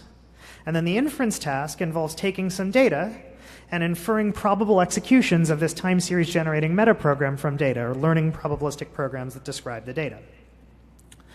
So the way that code looks, this is sort of the main entry point, is there's an expression which assumes there's some unknown source code that's obtained by generating a random program that's turned into a Gaussian process model, some executable, where you load the x's and y's from some data file, and then ask the probabilistic programming system to observe or constrain that running that executable on some inputs gives you the outputs that you loaded. And then you specify a custom inference strategy, where the particular inference strategy we use is one that does block gradient descent on all the continuous hyperparameters together for 100 steps, and then does 100 steps of a simple Markov chain Monte Carlo move to repropose one individual structural random choice at a time. And then that whole thing repeats for some number of iterations, and then the trace at the end is the time series model that'll be used for, let's say, whatever extrapolation or interpolation task you're interested in solving. And here are some example results. So here's the airline passenger time series I showed earlier, where you can see that so now here the predictive curves are shown in green, the real data is shown in black, and then these red data points are data points that are held out, just so we can get a sense of the accuracy of the extrapolation. And then on the bottom, I'm showing solar irradiance data where there's an interpolation task. So, we're trying to fill in the time series in the red regions. Here, the red region in this red data seems to be periodic, whereas this data seems to be constant. So we need to form qualitatively different kinds of prediction in those two different regimes. And in both these cases, this system that learns probabilistic programs is able to do a pretty reasonable job of capturing the qualitative structure and then making quantitatively reasonable predictions. So just digging a little bit deeper into the airline example, we can take a look at how the system moves from the prior to the posterior. So here are 3 sampled executions from the prior on programs for the airline example. So these, we wouldn't expect to match the data on the bottom. They're just sampled programs drawn from the prior. So this one is essentially just white noise and some linear trend. This one has a change point. None of them look like the real data. But after doing inference, using the inference strategy I've shown, we can see 3 different sampled traces, where each trace represents a probabilistic program now, but drawn from the posterior. And now we can see that the predictions in all 3 cases match the data pretty reasonably, although there's some variation. And actually, we can see that there's a pretty broad posterior on different structures. So it's not like this data uniquely pins down a single program. We might expect there to be posterior uncertainty in this type of complex learning task. Now, I should say, it's still clear that from the standpoint of learning programs, I think this is interesting progress, but it's also clearly very basic. These programs are simple expressions, maybe just a few levels deep. And we're a long way from scaling this approach to learn, even small components of game engines, let alone the whole game engine. But I think it's striking to see that we can actually use probabilistic programming to implement this approach in what turns out to be about 50 times less code than is required for an implementation using traditional programming languages. And just to get a sense of it, the whole probabilistic program synthesis program fits in about a page. It's 69 lines. That's resting on about 2,000 lines of libraries for the Gaussian process models, and the entire probabilistic programming implementation is another 2,000 lines. So it's really only 70 lines that were written for this application. And that's compared to about 4,000 in the original paper on model discovery for the automated statistician. So that hopefully gives a sense of how this simple idea of representing models as programs can help us start to implement ideas like learning programs from data and begin to apply them to real-world problems without kind of just drowning in the engineering complexity of the task. Okay, so now let's move from learning programs to examples of scene understanding. So first, I'm going to talk about inferring goals from action via inverse planning. And this is just meant to give a taste of how a realistic video game component can be used inside a probabilistic programming system. So the setup, which Josh mentioned in his part of the tutorial, involves inferring goals from actions via inverse planning. So we want to define probabilistic models which use planning algorithms to show how an agent's beliefs and goals contribute to its actions or inform its actions, and then work backwards.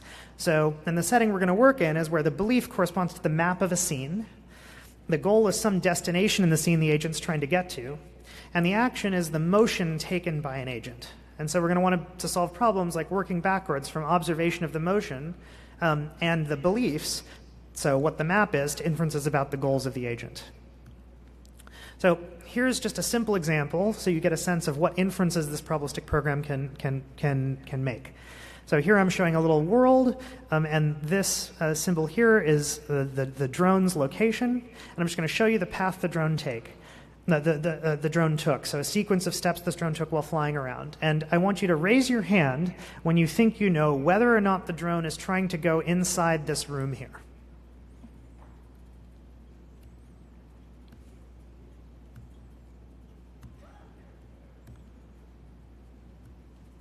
Okay, so by the end, some people started to think that seemed maybe plausible. So let me just show some inferences. So here now I'm showing inferred destinations, the samples from the inferences about destination from a probabilistic program that I'll describe in more detail in a moment.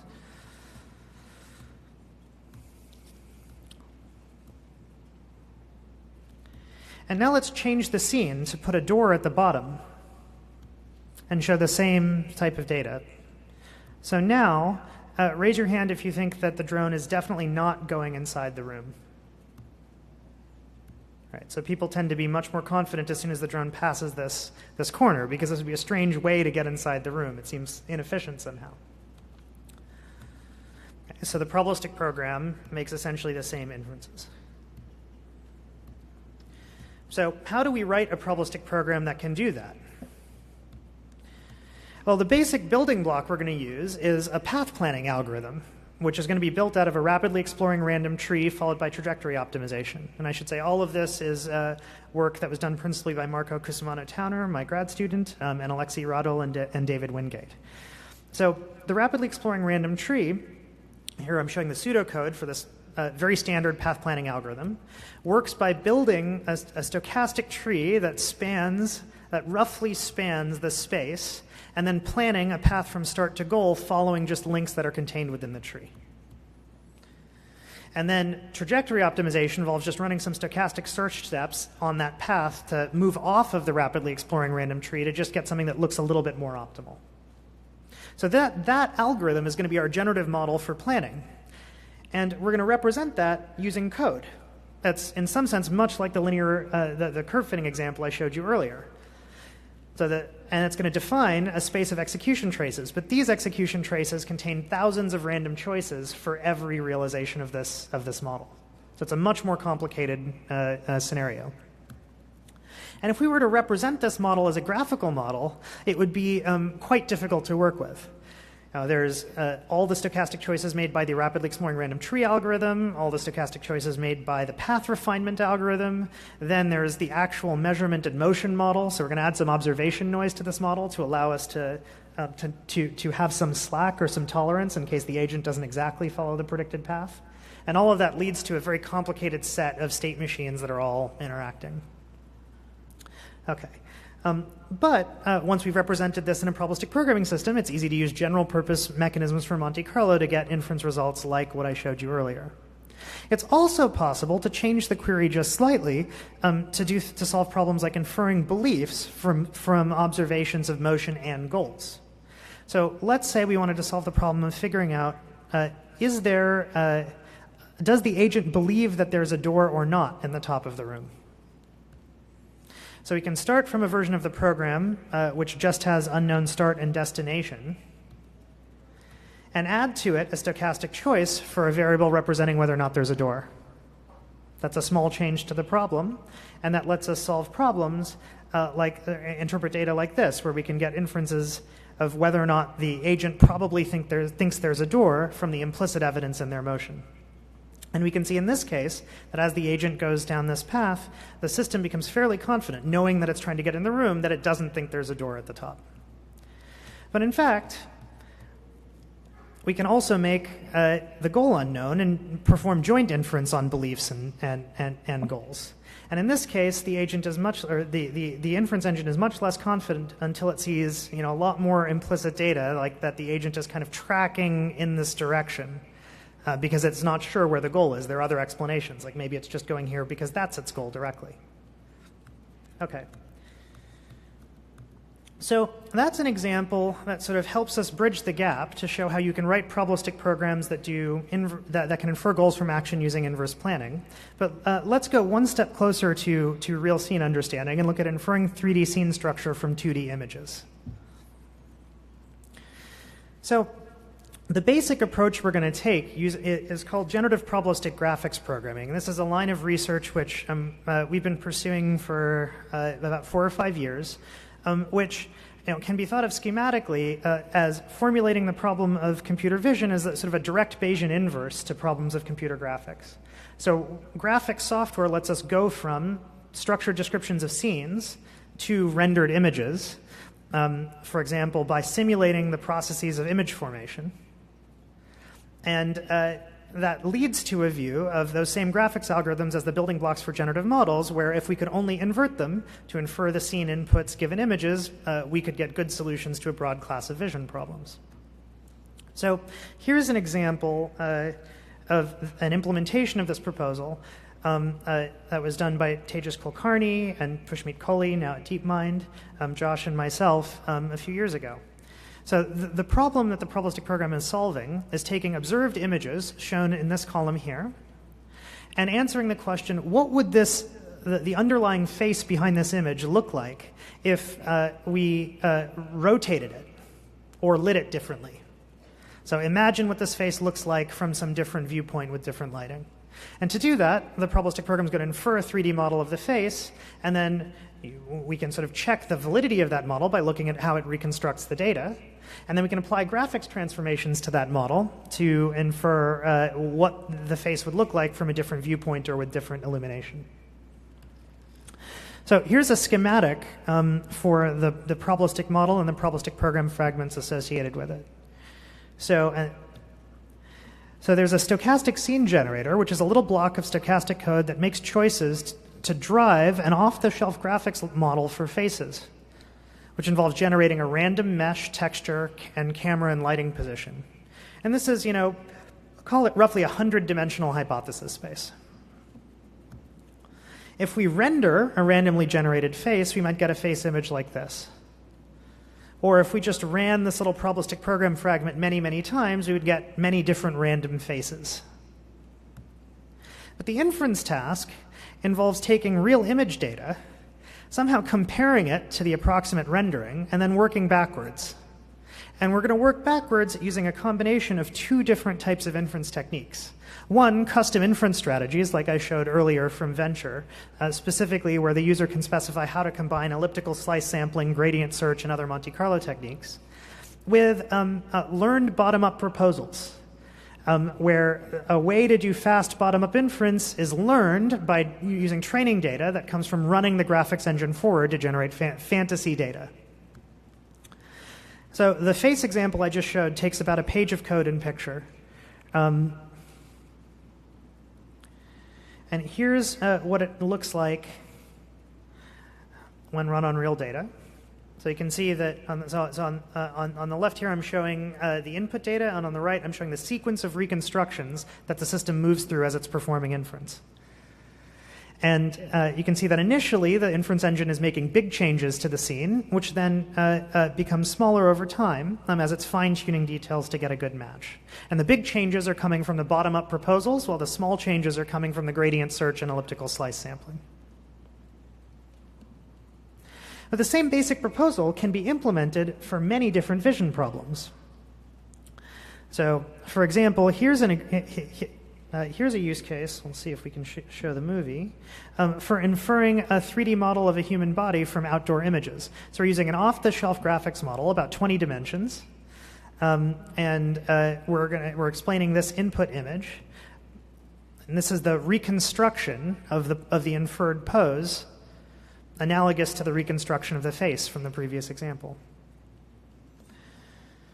And this basic approach applies to just using an off-the-shelf graphics model driven by random inputs, applies to a broad class of test images, including test images with people sitting in chairs where they're partially occluded. And although I won't go into the details in this tutorial, the quantitative results for this reconstruction compare favorably to state-of-the-art baselines from computer vision in terms of measures of error for reconstructing specific joints within the pose. We can see how to scale up this basic approach by adding another layer that's analogous to the metaprogramming layer Josh talked about earlier. So what if we wanted to model an open category of objects, like all radially symmetric objects, like lamps or wine bottles or cups? So this paper also shows how to model those by generating a curve, essentially from one of the curve-fitting models I showed earlier, but treating that as the edge that's then rotated in a computer graphics operation called lathing to generate a mesh for the contours of an object, which is then used with the same rendering machinery from the other examples. And inference in that model explores hypotheses that initially look like sort of strange radially symmetric objects, but then converge over time to reasonable interpretations of the 3D structure for these input images. And this approach applies to a broad category of objects. So this can be thought of as a kind of combination of the program learning material I showed earlier with this graphics domain, where the program we're learning describes the parametric curve for the contour of an object. Similar models have also been used to solve problems that are more relevant for robotics, although this work is very much in the early stages. But here's an example of inferring a 3D model of a roadway, where I'm showing the inferences from the probabilistic program on the left and inferences from a bottom-up computer vision pipeline on the right. And the key point here is that because inference in this probabilistic program produces coherent scenes along with a measure of uncertainty that's implicit in taking many samples, it can be used to solve, it's appealing from the standpoint of building a front end to a perception system. So over here, because it can produce uncertainty over the scene interpretation and kind of report when its modeling assumptions are not very well satisfied. So here I'm showing an example frame where there's a road that crosses the main road that the car is driving on. And this frame violates the basic assumptions in the simple generative model that was used for this problem, where there's a single lane. But that violation is actually evident in a high posterior inference for effectively the inlier variance, and a broad posterior uncertainty over the scene geometry. Whereas for frames that better fit the data, the posterior uncertainty is much lower. So this kind of ability to report coherent uncertainty over aspects of a scene is an appealing engineering consequence of this inverse graphics and probabilistic programming approach to scene understanding. So we say a little bit about how we learn fast bottom-up proposals and talk about work that's been done by some other researchers in the field, including some excellent recent work by Frank. So in this picture example, one of the techniques we used was to learn bottom-up proposals by taking the probabilistic program, generating many fantasy traces, extracting target variables, so specific aspects of the pose, and generated image data, and then using those to try to learn a model that would let us work backwards somehow directly or in one shot to infer probable hypotheses given data. And in the case of the 3D pose example, here I'm showing a collection of those fantasy execution traces overlaid with the true latent poses associated with each trace. Now in the picture paper, we just did a very simple hashing-based learning approach, really hashing followed by kernel density estimation to learn bottom-up proposals. So a classic, simple machine learning technique. And it turns out that that's actually useful in practice. So here's an input image, and here are the 3 best bottom-up proposals for that input image. So these are the centers of the center locations for bumps in the kernel density estimate for the learned model that inverts that graphics pipeline shown earlier. And here we're showing the log likelihood versus amount of computation. You can see that the blue curve, where these data-driven proposals are learned, ascends faster than the curve where simple slice sampling and gradient search are used on their own. Now, if we use a slightly more complicated bottom-up model, for example, here in this face example, we're using a convolutional neural net that's trained to predict aspects of the face scene and the pose and the lighting. The results are much more striking. So this is work done by Ilker Yildirim and colleagues, where very rapidly the inference engine gets to an interpretation of the input face that's better than what's found after many, many passes of MCMC inference. This theme, using neural nets to accelerate inference in probabilistic programs, has been pursued by several researchers, especially recently. So I'm just going to highlight a couple of examples. There's work by Ritchie and Noah Goodman, Pat Hanrahan on neurally guided sequential Monte Carlo. And this technique turns out to be featured very prominently in the Pyro probabilistic programming system recently released by Uber. There's some work on inference compilation by Lee, Baden, and Frank Wood, which I'll go into in a moment. And then there's a version of this idea for inference within, or for a subset of variables embedded within a larger probabilistic program that was done by Marco Cusumano-Towner, one of my students. So let's just take a look at the inference compilation approach from Frank's group in a little more detail. So the problem setting that they applied it to was a scaled-up version of this basic CAPTCHA example from generative probabilistic graphics programming work done earlier. So the CAPTCHA breaking example involves going from input images, here shown on the left, to a reading of what are the characters in that input image and the ability to denoise the image, so to render it without distortion. And those outputs of the final inferences are shown on the right. So the approach that was taken in Frank's inference compilation work was to use the probabilistic program as a source of cheap, fast training data for an appropriate neural net architecture, which could then make a sequence of bottom-up proposals to solve the problem. And in the case of the scaled-up CAPTCHA problem they solved, so here I'm showing a figure from their paper which describes the generative model for Facebook-style CAPTCHAs. And there's a natural sequential structure to generating the CAPTCHA, which involves putting the letters down in sequence and then adding various notions of noise. And there's essentially an LSTM that's used to structure the bottom-up proposal. So the sequential structure of the generative model is paired with a sequential structure for the fast bottom-up inference algorithm. So this is a more sophisticated example of how you can use neural network learning to accelerate inference in probabilistic programs. And using techniques from other languages I've talked about earlier, this can be combined with a wide variety of custom inference strategies. Okay. So what we've seen in this half of the tutorial is what probabilistic programming is. This basic idea of representing models using code that makes stochastic choices, and then implementing metaprograms that explore the spaces of execution traces of code to do operations of inference and learning. We've seen an application to re-implementing the automatic statistician to provide a kind of AI-assisted data analysis. And we implemented that as a probabilistic program that learns probabilistic programs from data. And we saw that it was possible to do that using far fewer lines of code than is possible if the inference algorithm is implemented directly. And we saw a couple of examples of simple forms of scene understanding using probabilistic programming languages, where the generative models were built using the building blocks of video game simulation engines, and a range of inference techniques appropriate to each task were chosen to do the inversion. So I hope this is starting to give a sense of how the basic kind of AI program that Josh mentioned in his half of the tutorial could be implemented if we can make probabilistic programming languages that are sufficiently usable, testable, debuggable, scalable, fast, and mature, and learn how to write programs in those languages. So I think there's a big project ahead, but some of the key elements of a solution may be emerging. So let me just say a little bit more about some specific future directions of research along these lines. So I think there are three themes that are central to the thinking of many researchers in probabilistic programming who are interested in artificial intelligence. And the main one, or a main one, is to develop a deeper integration of probabilistic programs in deep learning. And that deeper integration ought to involve learning for at least three different subproblems. One of them is learning to do real-time inference, which I've shown a few examples of so far.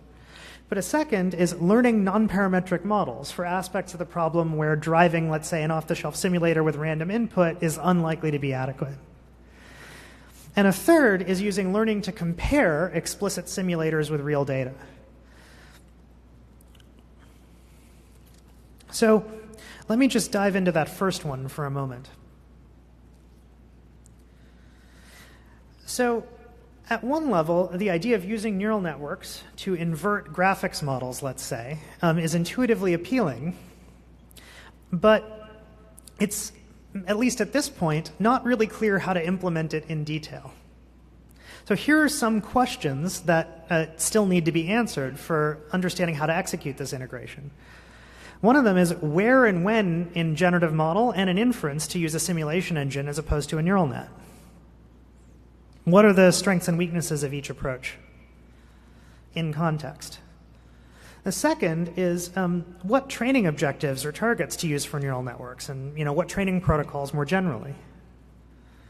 A third is what intermediate representation should be used, both maybe as the target outputs of the neural net, so how should the neural net learning be guided? And actually what training data should be used. And there's a key, one key idea which is appealing to many of the researchers in this area, which is to exploit conditional independence, or to integrate some of the basic insights about the most important features of causal modeling from Judea-Pearl with ideas from Jeff Hinton. So somehow might it be possible to take advantage of conditional independence in the simulator that's evident in an explicit model of the generative process to provide structured answers to many of these questions. What should the neural nets be trained to do, and how should they be trained? And maybe even, what should their architecture be? So, for example, in this kind of, if we look at the problem of inferring 3D models for indoor scenes, just looking at the coarse, say, shape of a room and the location of boxes within it, maybe there's scene structure, which includes many different objects. But then the relationship between those objects and the real fractions of image data they're associated with is actually quite indirect. But in computer graphics and in computer vision, there are mid-level representations like intrinsic images or shading maps, various kinds of image-shaped buffers or 2.5D sketches that naturally arise both in graphics and in vision as an intermediating layer in between, say, objects rendered without any notion of appearance and the raw image data itself. So one potentially appealing idea is to use representations like this, which are already part of the forward graphics pipeline, and in particular the conditional independencies that knowledge of those representations creates to structure the use of neural nets for inference.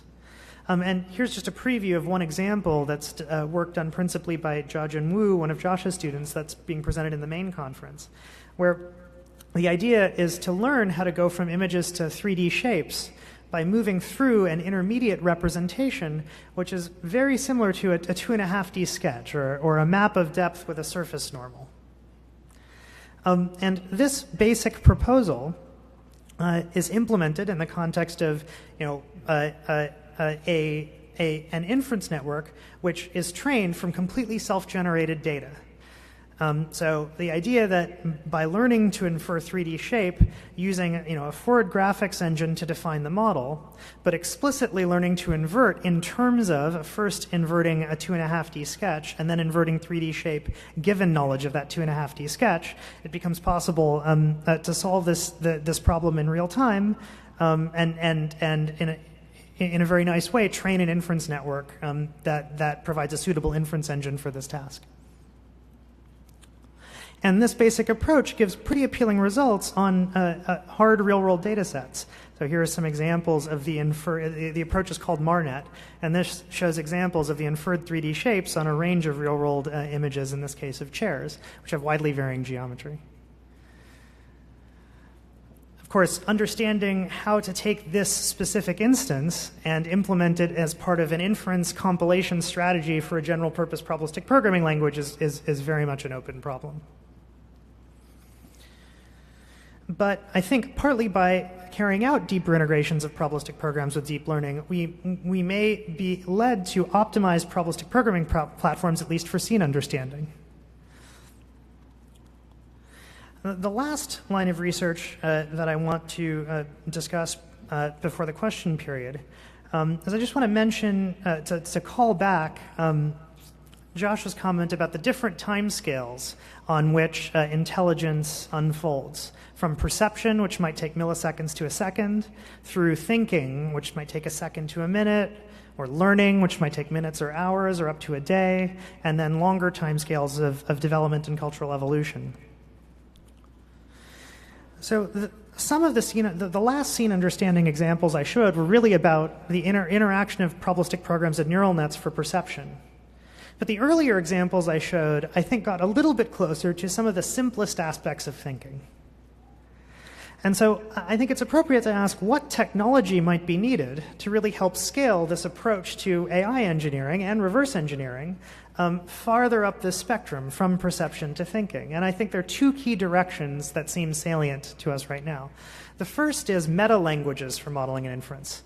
So right now, all of these different probabilistic programming languages I've described can't really implement approaches from one another or interoperate, but we might like to develop meta-languages which allow people to compose probabilistic programming strategies and inference strategies that are currently require separate languages within a common framework, both to scale up the expressiveness and flexibility of the models and the inference strategies. And a second key piece of technology is to make the Monte Carlo techniques, which may be central to some of the inference problems in thinking, really, really fast. And if we contrast Monte Carlo inference with, gradient optimization and, related computational kernels like matrix vector multiplication and linear algebra, we can see that, the performance of, let's say, MATLAB is resting on decades of very hard performance engineering work led principally by industry to make those computations fast, both in software and hardware. And this raises the natural question, if we want to scale up AI to handle more problems that are more like thought, maybe we need to develop fast runtimes for Monte Carlo inference that can be targeted by probabilistic programming languages. So one way to think about it is what would be the analog of the basic linear algebra subroutines, but for Monte Carlo inference? Good. That's it. Thank you very much. It's time for questions.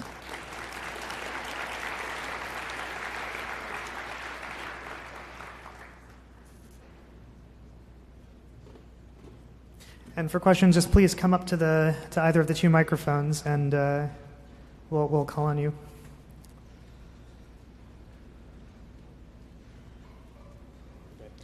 In the first part, in the automatic statistician, at the end you give you show a plot of the expected outcome and the uncertainty. And I was wondering, do you take into account in that plot the uncertainty over the generative model? Yeah, the uncertainty over structures. Yes. Yeah, that's right. It's a great question. So we found that the prediction accuracy is improved at least a little bit by averaging over multiple model structures. Although I think the most important application of uncertainty over structure is actually for querying the latent structures. So let's say I wanted to answer the question, is a given time series probably periodic? Or does it have a linear rise, let's say, if it's a macroeconomic data set, right around 2008 when the markets went crazy? So I wanted to do a search operation on time series. For those types of queries, you really need posterior uncertainty over the latent question, the latent structures. For prediction, I think there is a quantitative improvement, but at least so far, it's not clear how essential it is. Thank you. So a question about this slide, the third one, when you say both meta-language, well, the same question applies to both. Are you aware of any specific work in either of those two directions? You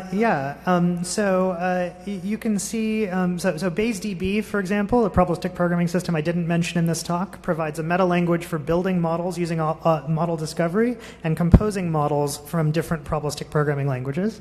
That's one partial answer to this problem. And then both the Metaprob language and the Gen language, which are two still unpublished languages but projects in my group, are directly aimed at addressing these questions. There have also been some early conversations with some of the big tech companies about developing runtime libraries for Monte Carlo that I'm happy to talk about. Thank you. So this is a question I think you could both provide input on. You talked a little bit at the end about making Monte Carlo inference faster. So if we're to believe Josh, humans are doing something like that. And clearly we do not have, well, I guess maybe a neuron's linear algebra optimized, but we don't have that much computing power up here. So do you think that we can learn anything about designing inference algorithms by looking at the way humans are thinking or trying to solve these problems? Why don't you go first?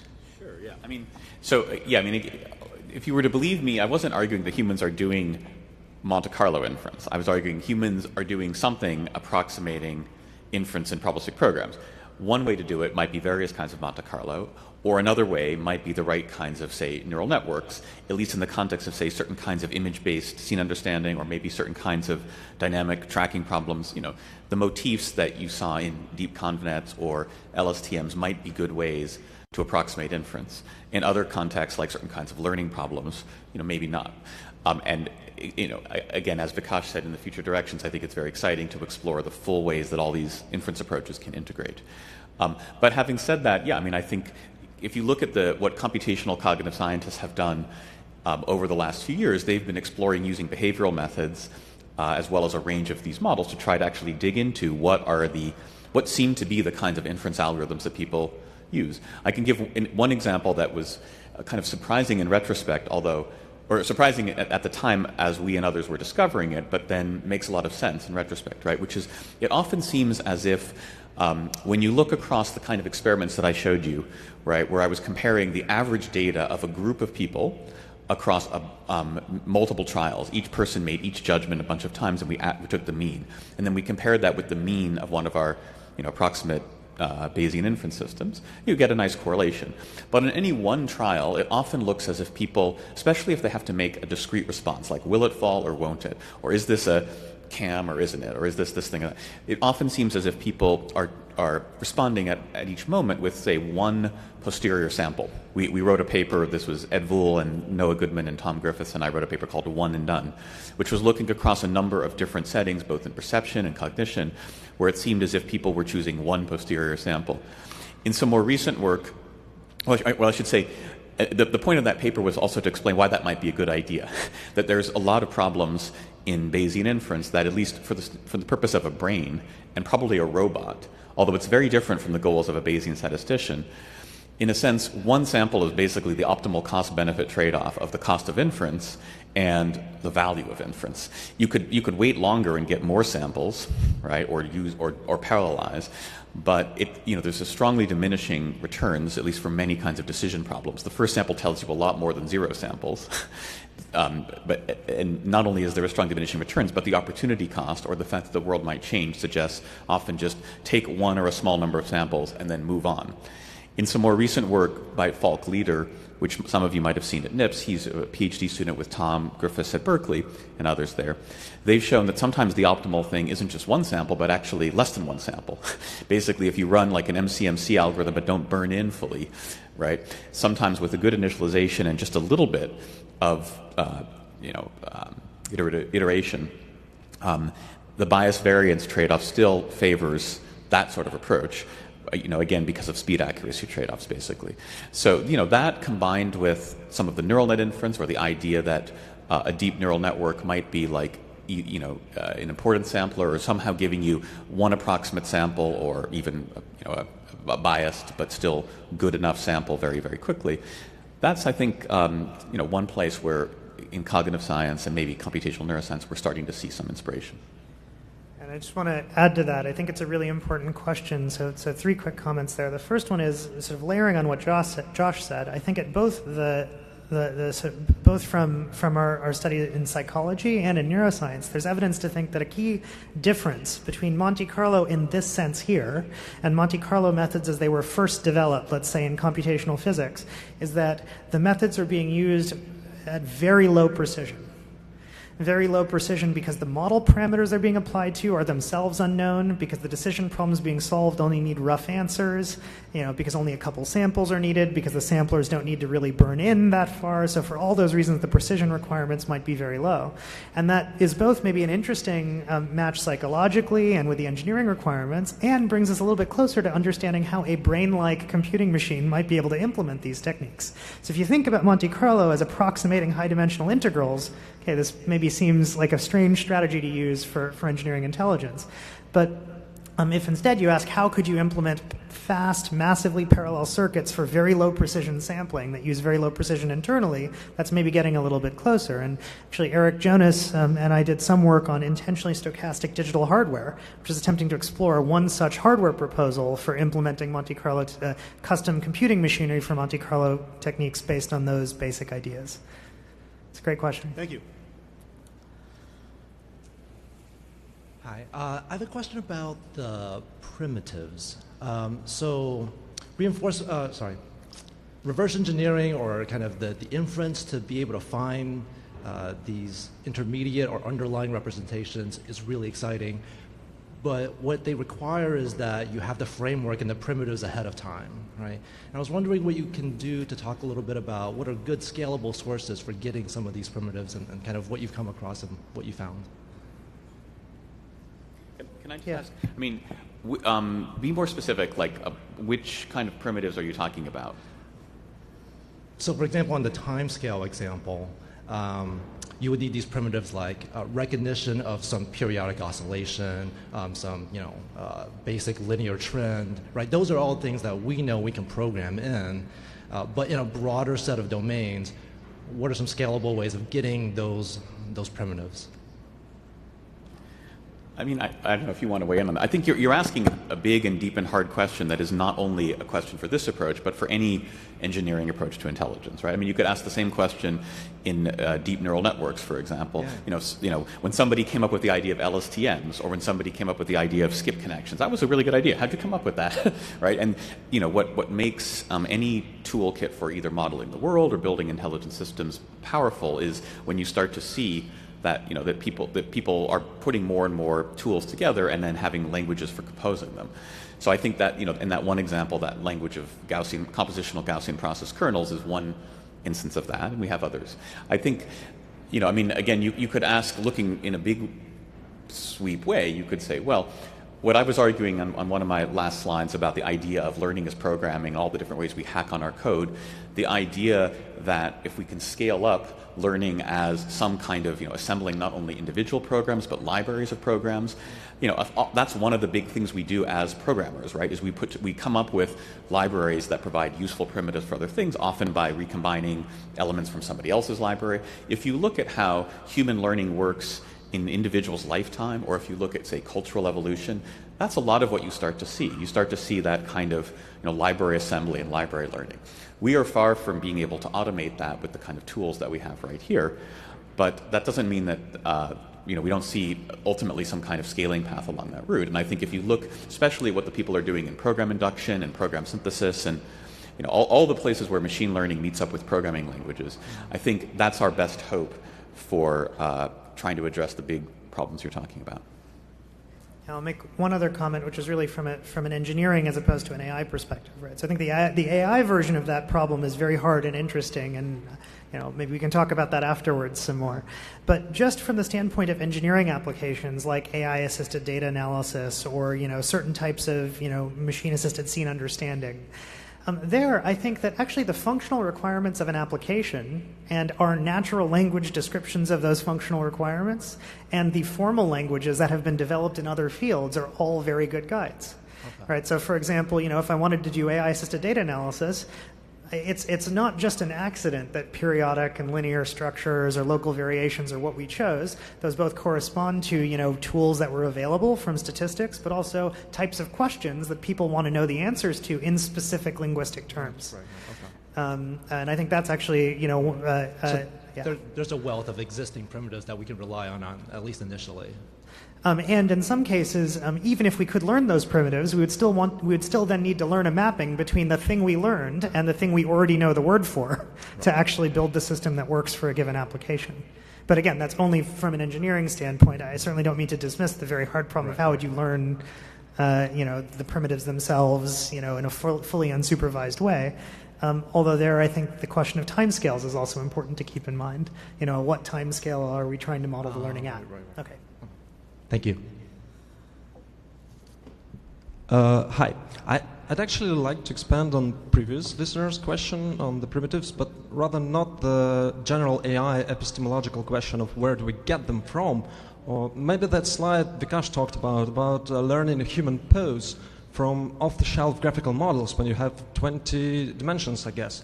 So doesn't it kind of restrict you to the scene understanding of a specific kind, namely of the human pose, which can be represented by these 20 dimensions? So do you see that as a challenge, as an issue? How do you propose to combat this? So that was one example of here's one scene understanding problem, which is understanding bodies in space, right? Now, that's not a full scene understanding system, but what that represents is a module that has a representation in terms of a probabilistic program for an important class of objects in our actual lives, and then some inference algorithms which are specialized to doing that inference very fast. Now, you might say, well, do I really want to have a module like that? It turns out that every one of your brains has one. It's called the extrastriate body area. Okay, and there's also a face area, and there's areas in the superior temporal sulcus that we think implement something like generative models of faces.